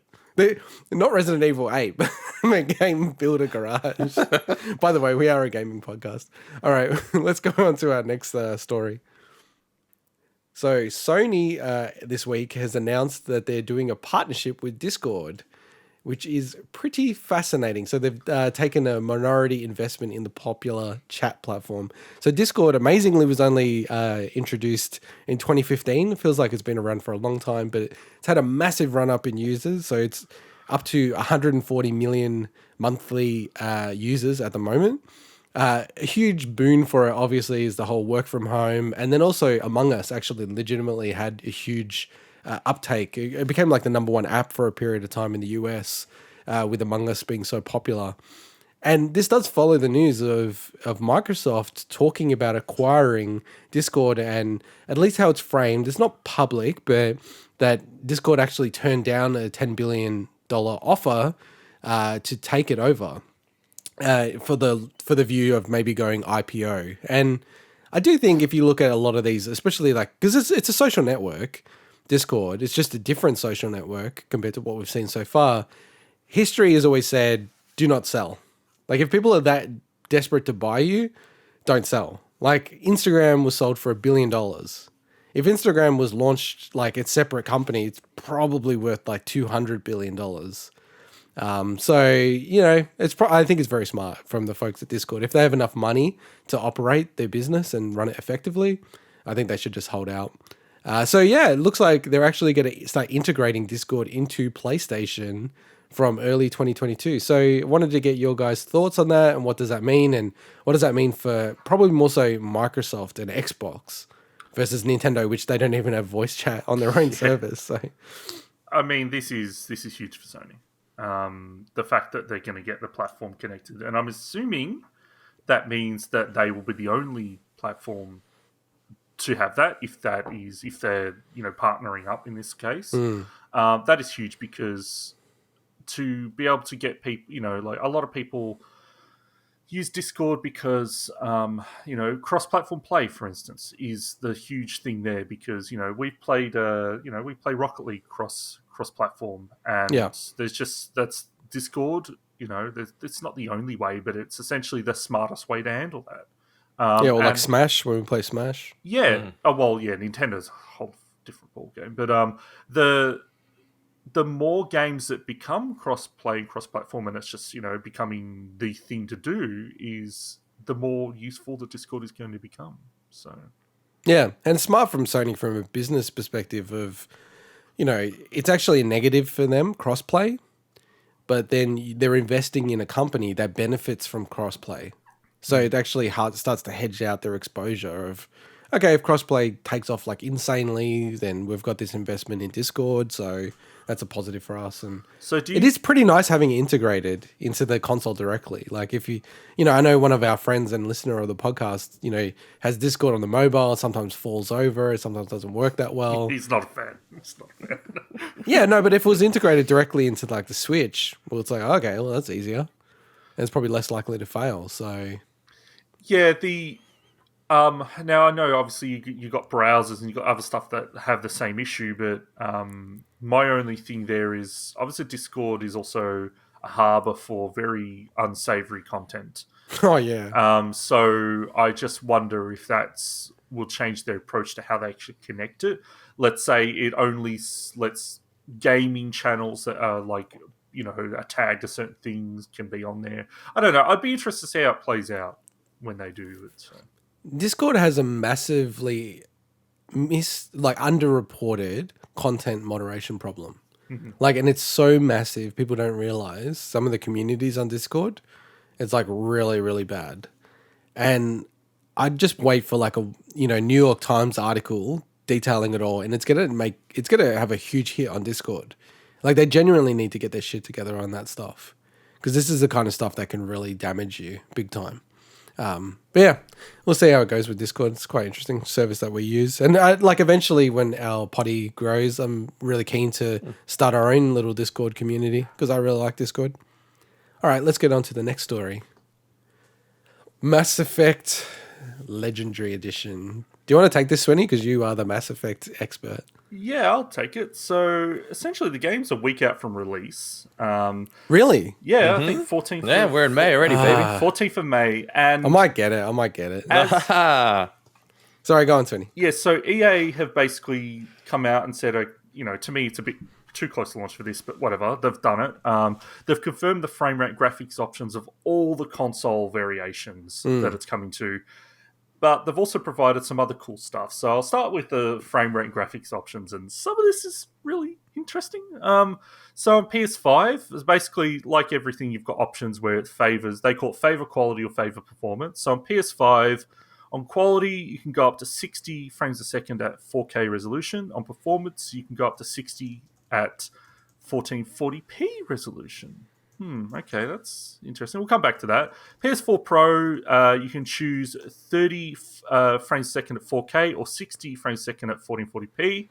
PS4 base console, you can go up to 30 frames a second at 1080p or 60 frames a second at 1080p. Okay, again, we'll come back to that one. Xbox Series X. So you can, for quality, you can go up 60 frames a second at 4K. Or performance, you can actually go up to 120 frames a second at 1440p, which is, I'm going to be interested to see what that looks like. And on the Series S and Xbox One X, you can go up to 30 frames a second at 4K, or for performance, up to 60 frames a second at 1440p. And lastly, on the base Xbox One console, you can choose between 30 frames a second at 1080p or 60 frames a second at 1080p. So just looking at these pure numbers, there's a few things that stand out.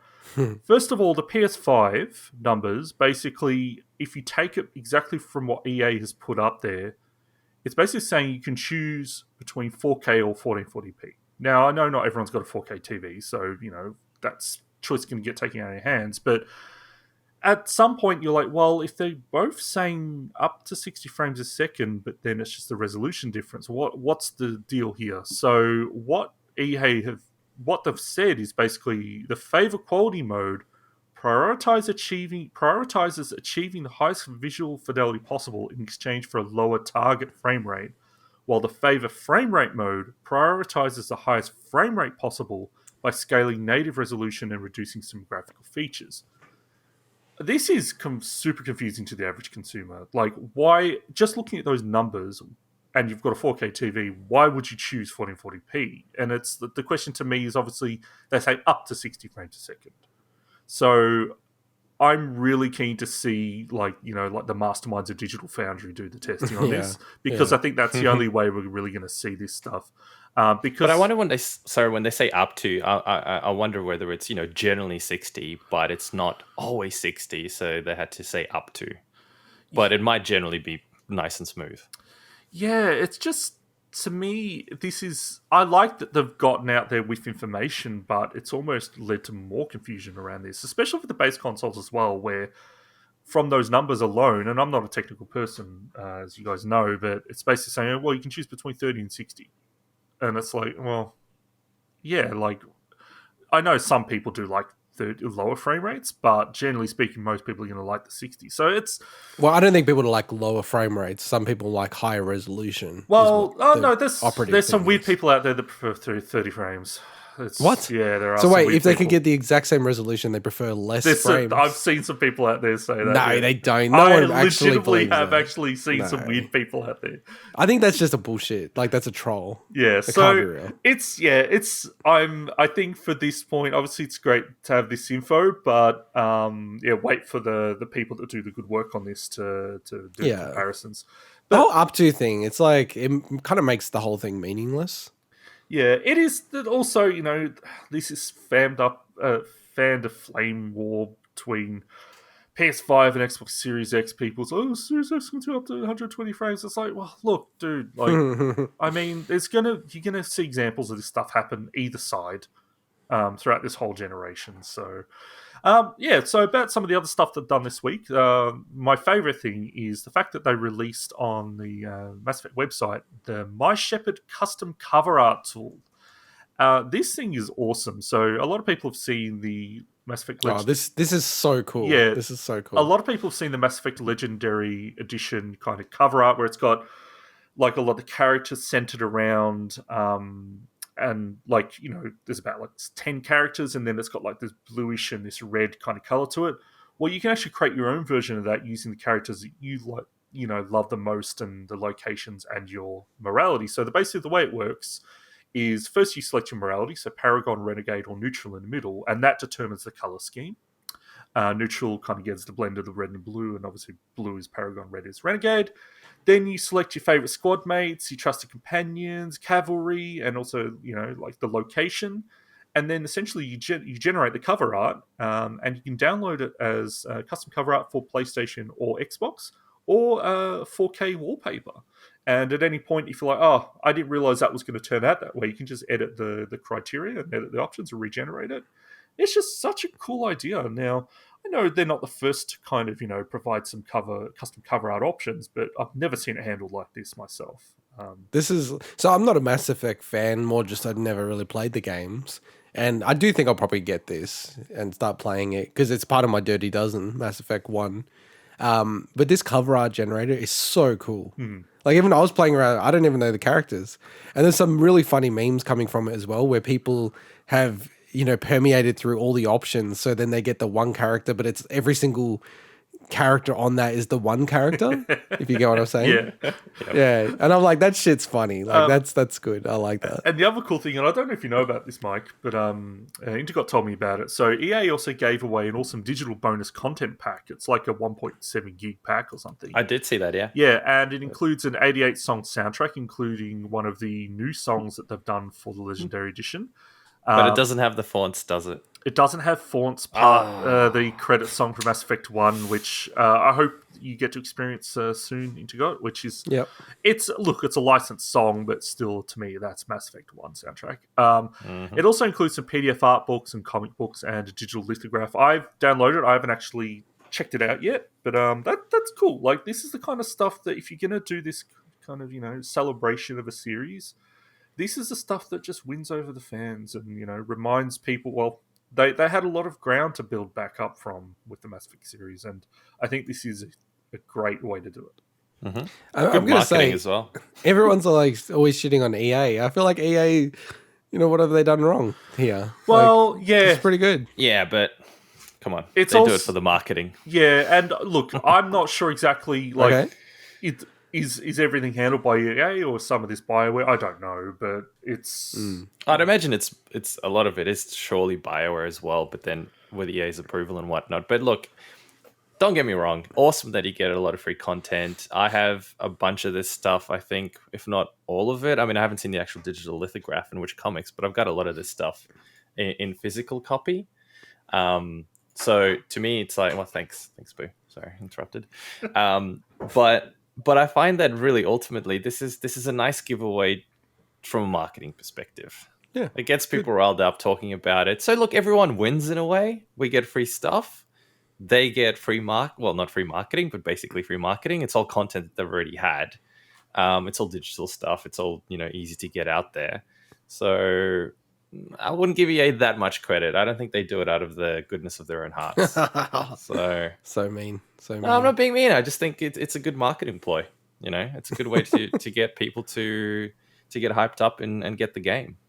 More sales, ultimately.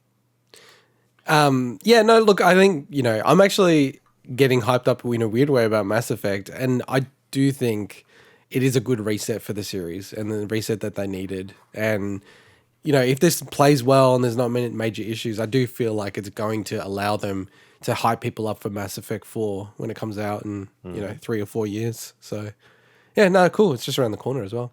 All right, let's move on to my segment, which is business.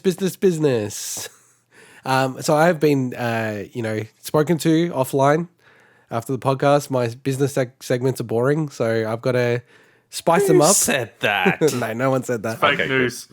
But I'll tell Uncle Tony about it, and he'll take care of these people. Swinny wanted to cut my segment. I'm like, dude, I live for these segments. Hey, you're misrepresenting me there. So I will keep it very tight. So I've now done it differently. I will go through the key outcomes from the financials. So Nintendo's end of year is at the end of March, so their financial year. So they've had their full year disclosures. So I'll just go through like the key outcomes from that. And then instead I will go through some of my insights. So looking at these numbers and then doing some weird shit with the numbers to figure some stuff out. So in terms of the numbers as well, revenue. 16, and this is all US dollars, $16 billion, which is a massive increase. 16.6. Don't interrupt me.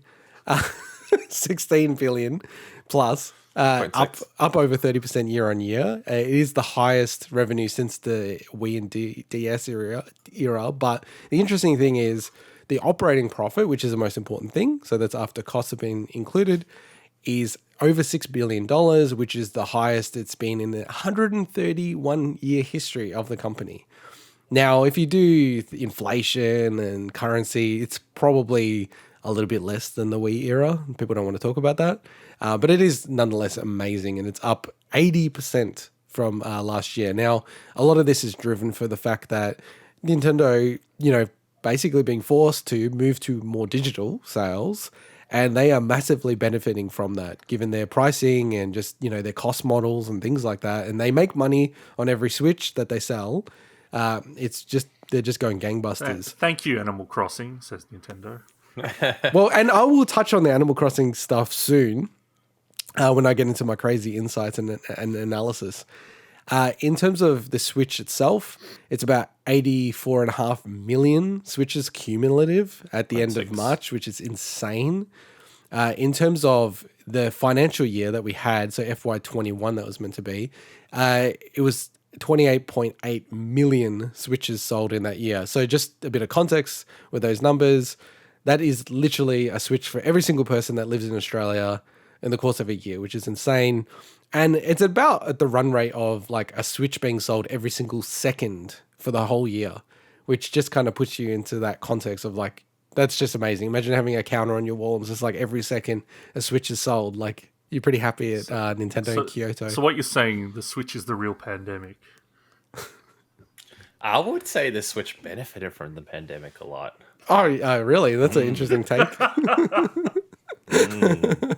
Those are the real nuggets of insight as part of this podcast. What I do really enjoy is seeing the forecasts, and it's something that people like treat in a really weird way because they're sort of very suspicious about companies' forecasts, which you always need to be suspicious with financial disclosures because there's a lot of funny games that people can play with them. But you know, fundamentally, they cannot lie in their financial disclosures, which is really critical. Yeah, no company's ever done that. They have, and they're like gone to jail. So you definitely don't want to do that. Enron did it. Anyway, so they did actually have Switch sales for FY 2022 being, I think, 26 and a bit million. It's gone down a little bit to 25. Interesting. 0.5. So they're starting to soften that. So I think that's almost them also factoring in the fact that, you know, vaccines are happening, people are starting to get back to work, all these kind of things. So a bit of the boost that they're probably getting from the pandemic is going to start going away.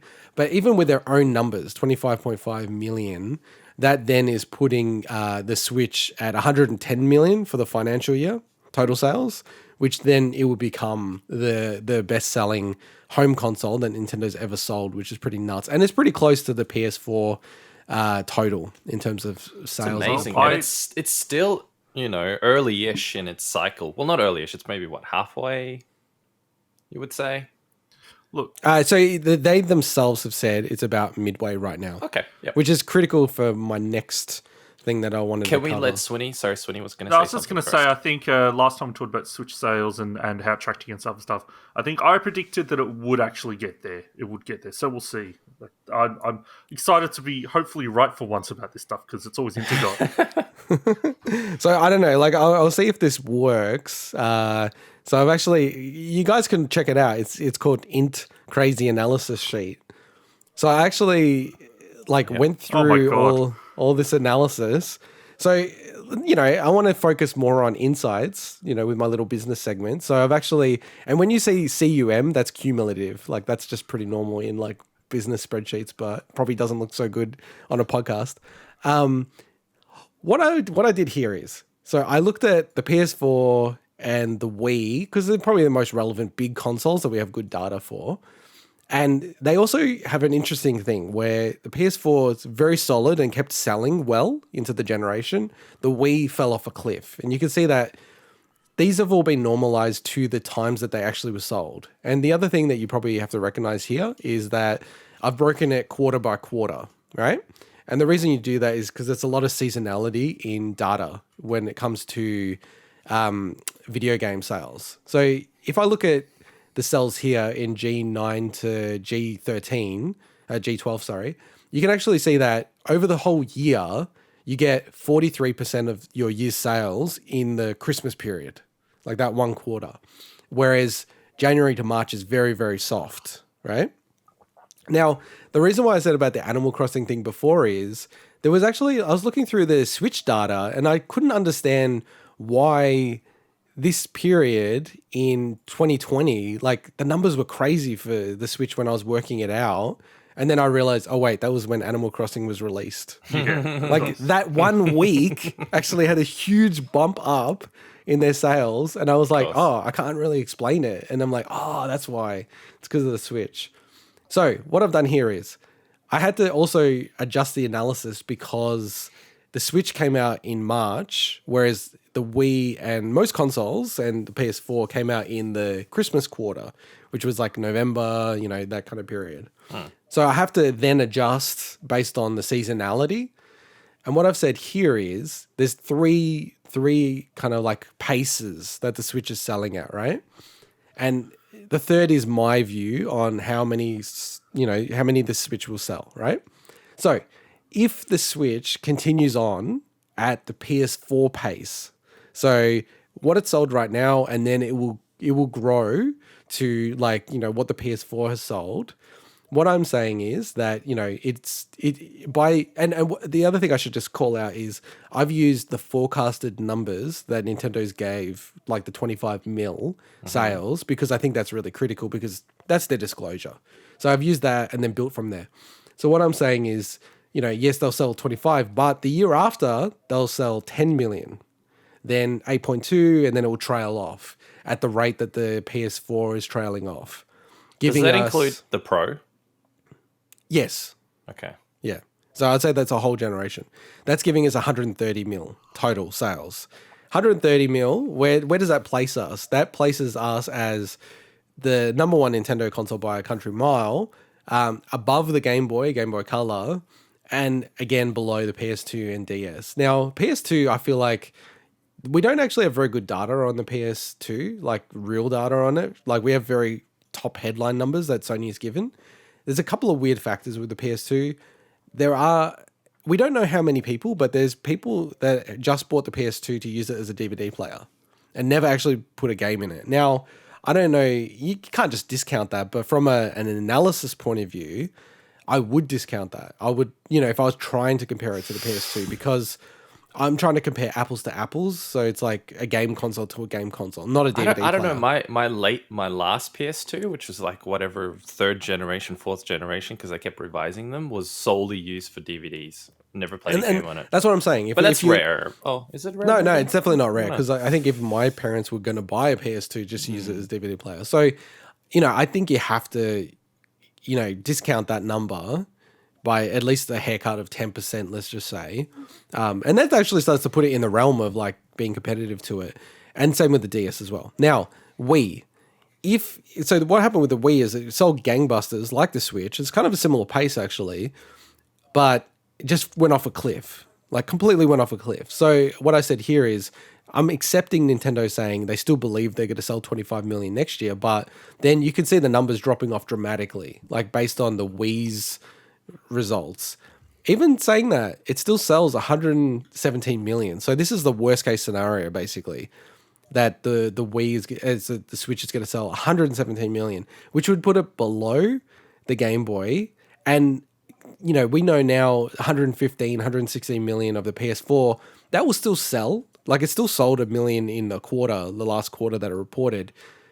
I'd probably say the PS4 will outsell the Switch if it goes down the Wii track. Now, I think it's very unlikely it's going to do that. Now, what do I think the Switch will sell? So what I did here is, and this is pretty simple, but essentially Nintendo themselves are saying that they are sort of mid-gen. I think that they will see the type of numbers that they'll see from a PS4. So these are still mostly basing on the PS4. But looking at the timeline, I actually think it's off by a year. The growth and the decline of the Switch. So if you go through, it's probably like 2024, 2023, where we'll see the successor to the Switch. And we'll touch on that in a second. So I'm expecting it to see the numbers of a PS4, but delayed by a year, given the place in its generation and when the next Switch will come, or the next successor will come out. And if that offset by a year occurs, then the kind of sales you'll still see stronger sales in the financial year of 2023, and then starting to decline 2024 onwards when the next successor comes out. And that would then result in 140 million Switches sold, which is phenomenal. Like, we're talking about when the iPhone came out and exploded, people thought that consoles were going to die. And then you have a console now that's, I think, going to sell 140 million. So that's my prediction for the Switch, 140 million. That's my little segment on the Switch itself. And trying to keep it different. Did not understand any of that at this stage. I'm a little too afraid to ask. I love you calling it a little segment. That's the little that's segment, brash. The little complicated segment. Hey, you did not go into column P. What was column P? The cum FY. Yeah, the cumulative financial year sales. Yes. That's what that meant. Okay. And the last thing I wanted to say, the whole analysis makes so much more sense to me. Thank you. The last thing I wanted to say was they had a record spend in R&D. And they were actually asked this question by an investment analyst, and they said they're investing in online, but mostly, given that they're mid-cycle, they are investing in the successor platform to the Switch. Now, I wouldn't take that as at all being the Switch Pro. So yeah, it's kind of interesting. So they've already confirmed that they're looking past the Switch. It's the Switch U. As they do. That's the success. Oh God, let's all hope not. All right, let's get into our final segment. The Australian government has done something positive around gaming. Yes, you are hearing us correctly. As part of some of the federal budget for 2021 announcements this week and next week, as they normally do, they drip out some stuff. And this is a part of like a whole set of, reforms that they're doing. But one part of it that's interesting to us is that they're offering a 30% tax break to Australian video game developers, which is very, very cool. Like, I think you can't say anything negative about this. I was trying to, I was looking through everything, trying to think. It's not about trying to find a negative approach, but trying to be, skeptical because you're like, well, this sounds too good to be true. And I think there's nothing negative about this at all. Yeah. And Australia has a history of doing this. So we actually have a lot of movies that are produced and filmed in Australia because there are tax breaks for it. And, it kind of makes sense because you want to bring productions over here. They have to hire people locally. And the video game industry has been lobbying for quite a while to have the same type of effect for video games. And I do wonder, because Sledgehammer, so they're working on the next Call of Duty game, and they have a big office now in Melbourne, and they're hiring stacks of people. Like, I keep an eye on LinkedIn for video game stuff as well. And yeah, it's crazy the amount of people they're hiring in Melbourne. And I do wonder if maybe they understood from the government that this was starting to change. That's what I was thinking, is that, those expansion plans, we covered that back in episode 32, and they announced that although they'd already had an office there, a lot of that news started coming out in February. And it's like, we know a lot of this stuff travels around, the industry before it becomes public knowledge. Did they know? Because that 100% lines up why they would do these massive expansion plans in Melbourne. Yeah. And I think it makes sense, right? Because, from a lobbying perspective, people kind of look at it as being a bit insidious, but the reality is, the government has a bunch of lawyers that they've hired to draft stuff. They're not business people. So they need to talk to the people and say, if we write it in this way, is this actually helpful for you? Because if they write it in a poor way, people might go, you know what, this doesn't even help. So you've done this and you're throwing away money and what's the point? So yeah, there's some minimums around, they need to be a company and it's really be based in Australia and, have, $500,000 sort of, spend, but it's all stuff that if you're talking about some of the big Australian games, like Untitled Goose Game, Moving Out, Hollow Knight, from my understanding and reading all of these people will qualify for this. Yeah, and that's massive for them, man. That's 30% off your tax bill is huge. And I'm so glad that they've put the provision that the games can't have gambling elements refuse classification makes sense. That's straightforward. But the gambling element, because then suddenly that just cuts off people trying to really abuse it for a lot of those crappy mobile game apps. And we're not going to cover it, but there was a great Four Corners coverage on ABC about mobile gaming addiction, and that's. It's just I'm so glad they put that provision in. Yeah, no, true. No, so really, really cool. Very good. So when Mike and I start our own studios, we'll take advantage of this, won't we, Mike? Absolutely. I don't know what we're going to blow 500,000 on, but we'll figure it out. When we do our game builder garage games, we could be advertising. We could. Look at that, discount on your advertising. All right, let's get into my favorite segment of the week. The bargain bin for the week commencing Sunday, the 9th of May, 2021. Epic Games Store. They've gone back to giving away free games. Woo! And we now know how much they cost. So Pine is available until the 14th of May, so you can add it to your account as always. For PlayStation, we have Virginia, which is $3 until the 13th of May. Strider, $4.60 until the 13th of May. All of these are the 13th of May, so I'm not going to say it anymore. Wasteland 2, Director's Cut, $8. Kingdom Hearts, all in one package, $40. I'll just clarify with that, you're getting both collection packages and Kingdom Hearts 3, so that is a massive deal. That's a really good deal. I would get it if I was a weeb. And Fire Pro Wrestling World, which is $21. Over to you for Xbox, Vinny. Yeah, so quite a bit for Xbox. And I'll just clarify, the reason why we didn't cover Nintendo sales is because a lot of the sales end today. So that's why there's no point. And could I just quickly say, I bought Final Fantasy VII, which was on sale on the Switch. Cool. So that's where I've landed on that. Awesome. So you won, you bastard. Awesome. So for Game Pass, so some really cool additions. Available now is Steep, a game I've been wanting to try for a while on console Game Pass. We've got Final Fantasy X and X-2 HD Remaster on console PC available on the 13th of May. The rest are all 13th of May. That's cool. It's got a new achievement list on PC, so I'm excited about that, but I still got to finish the other one. Just Cause 4 on console and PC, Psychonauts on console and PC, Red Dead Online on console, and Remnant from the Ashes on PC Game Pass. A couple of removal lowlights leaving on the 15th of May is Alan Wake on console and PC, Dungeon of the Endless on console and PC, and Final Fantasy IX on console and PC. And that's a Play Anywhere title, but unfortunately, if someone hasn't started it, I don't think 6 days is enough to really 6 days. I was going to ask. Yeah, probably not. Really. Well, I don't like how short the period is that they keep saying these games, because there was one game a month ago that you said about, it was a Metroidvania, Bloodstained. And I was like, you know what? I don't even have time to fit this in.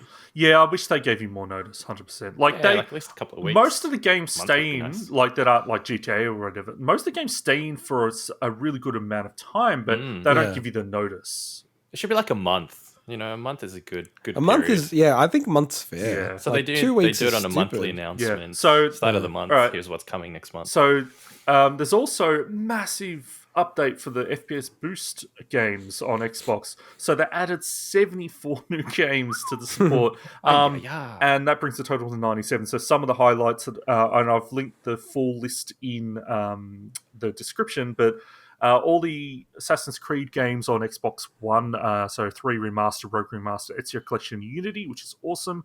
Deus Ex Mankind Divided, Dragon Age Inquisition, all the Far Cry games on Xbox One, Lords of the Fallen, My Time at Portia, Prey, Sleeping Dogs Definitive Edition, which I'd actually like to check out again, and Tomb Raider Definitive Edition are all bumped up. Some of them, most are bumped up to 60. There's a few games in the list that bumped up to 120.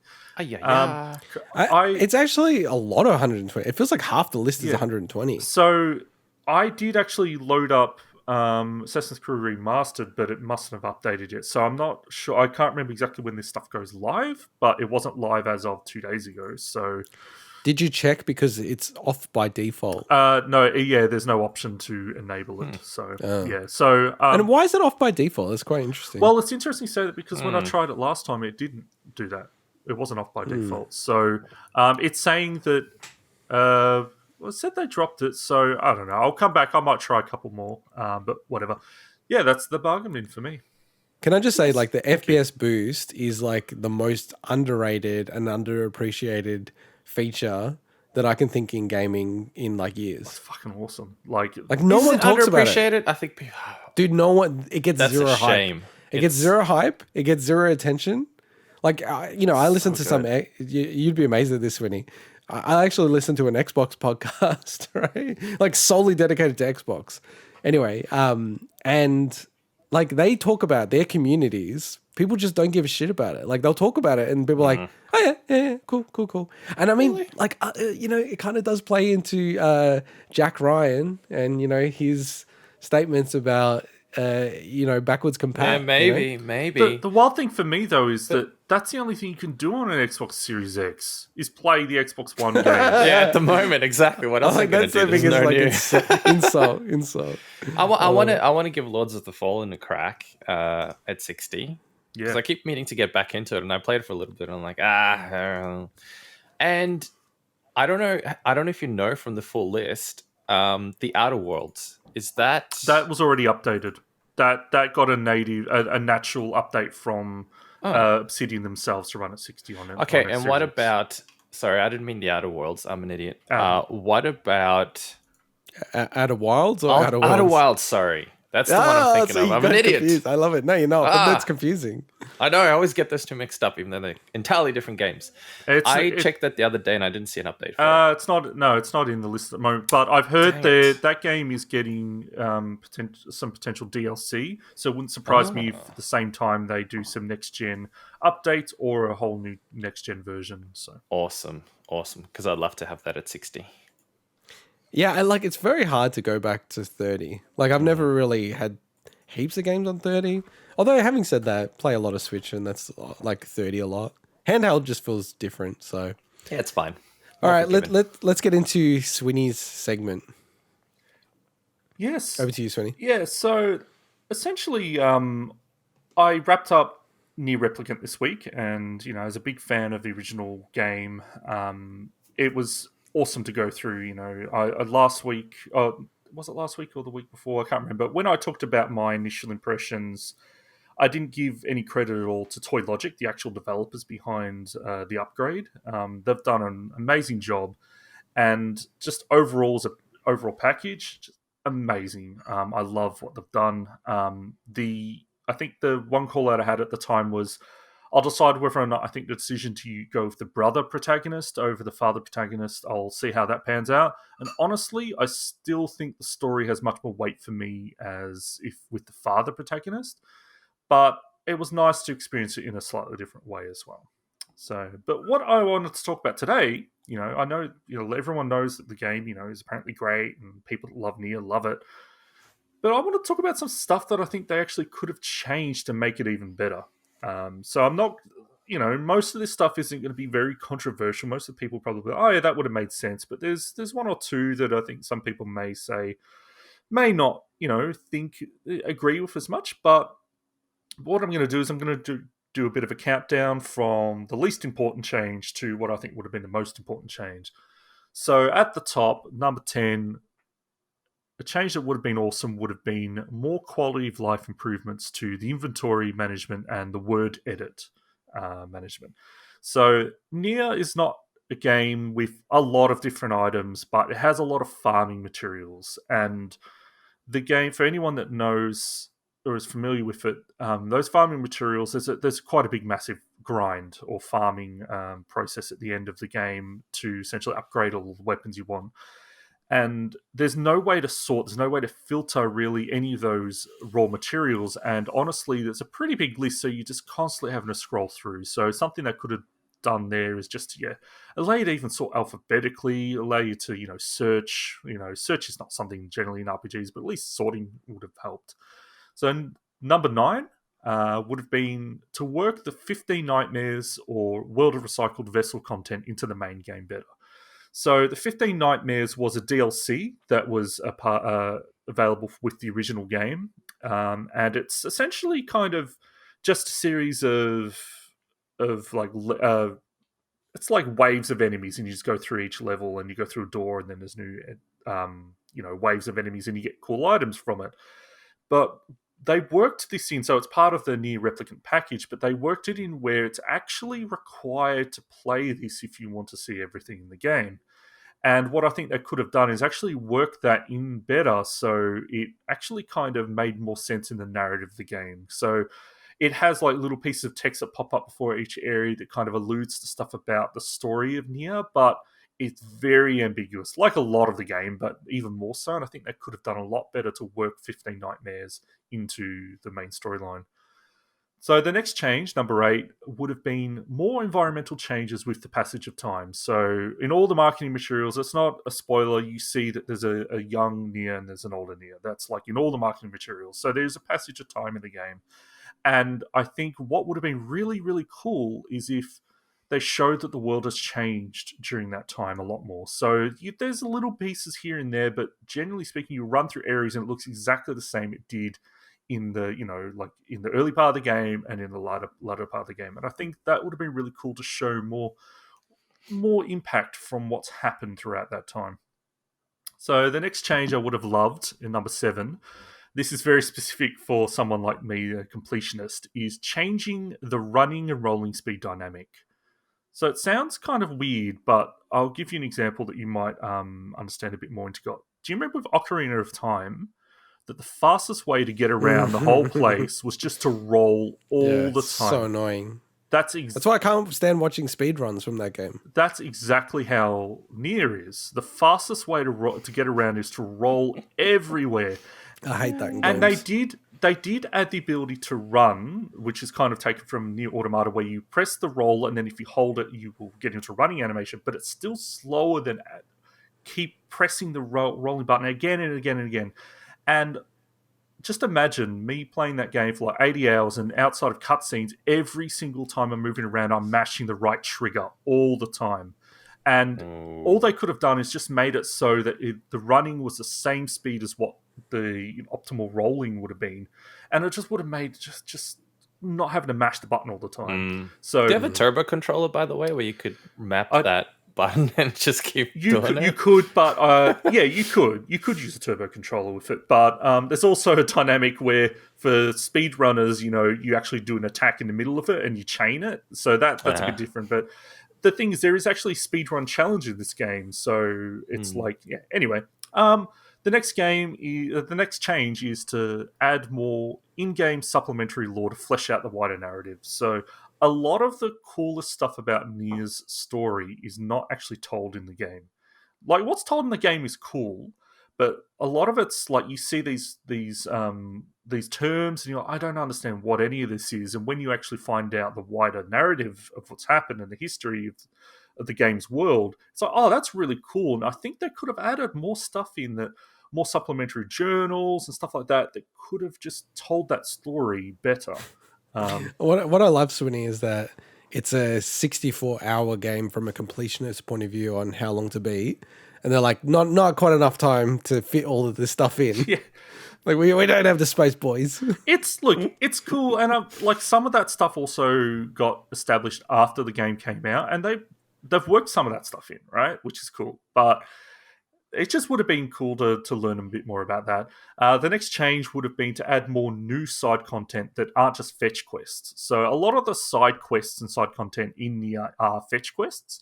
So I think it would have been really, really good. And they could have worked some of this supplementary lore into it to add new side content that doesn't mess with the structure of the main story that aren't fetch quests. So I think, look, any new content people are going to love. And what they did add in NieR, I really, really like. And first you like, I don't know if I like what they're doing here, but then it kind of pays off. So, but I think new side content would have been cool.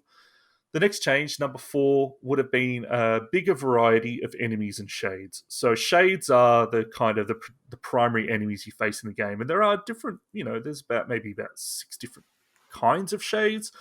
Mm-hmm. I think that just, as you said, it is a pretty long game when you want to see everything, and the shades all kind of have a similar look to them. So I think just a wider variety just would have made it just much more like, you're fighting these things all the time. So I think just a bigger variety would have been better.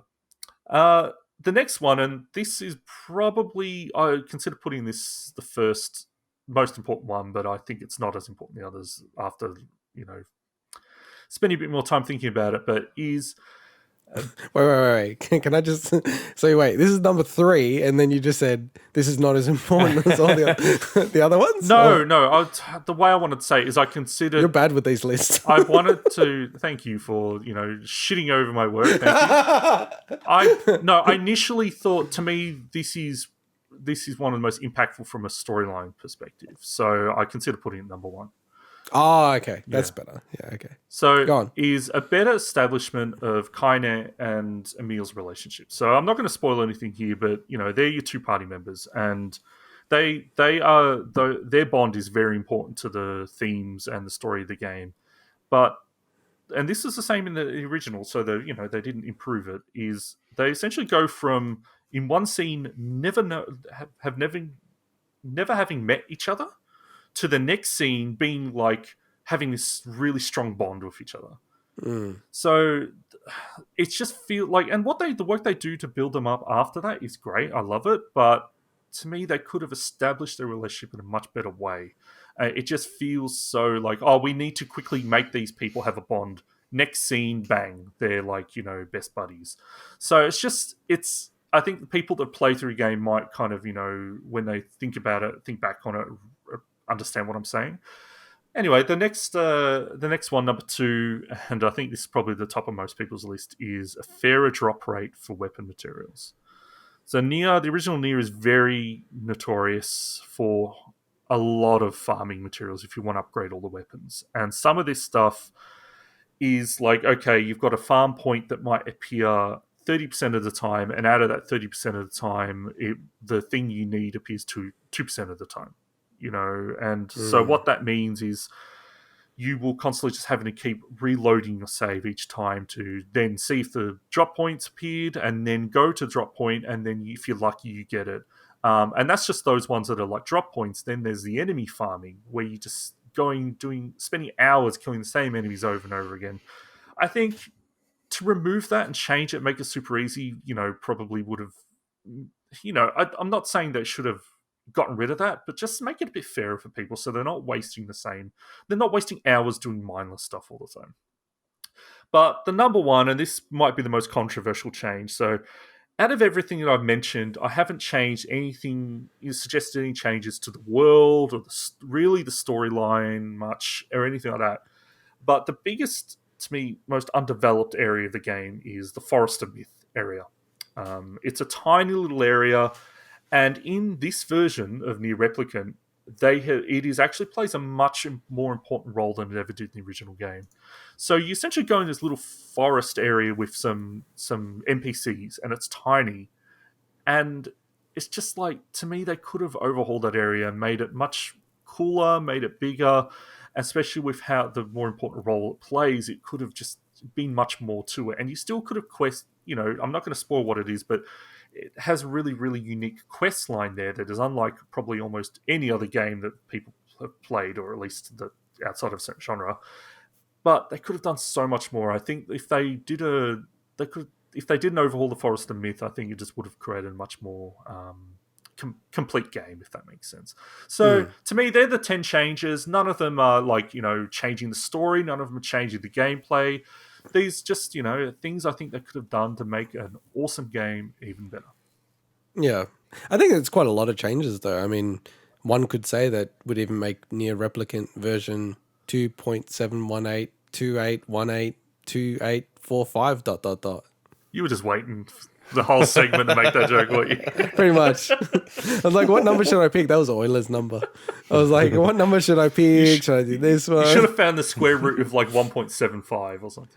No, I was going to do that, but then I just like Euler's number. It's one of my favorite numbers. So, but no, very, very cool. It'd be interesting to see what people think about the number one, the complete overhaul of Forest of Myth area. Drop us a line. Tell us if he's a bit more right on this one compared to the tier listing of Assassin's Creed games. All right. Thanks for the segment. That was really good. That wraps us up for this week's show. As always, if you want to hit us up on social media, YouTube comments, find us at bigwigpod. That's also at Gmail as well. Give us a 5-star review on iTunes. That always helps us. And check out next week's show, where we'll be covering Bethesda's majestic epic, The Elder Scrolls V Skyrim. Will I finish it by then? Which is part of the Game of Some Other Year 2011. That's right. You haven't finished the main quest, but you put in hundreds of hours in the game. Yes. All right. Well, with that, bye-bye. See ya. Ciao.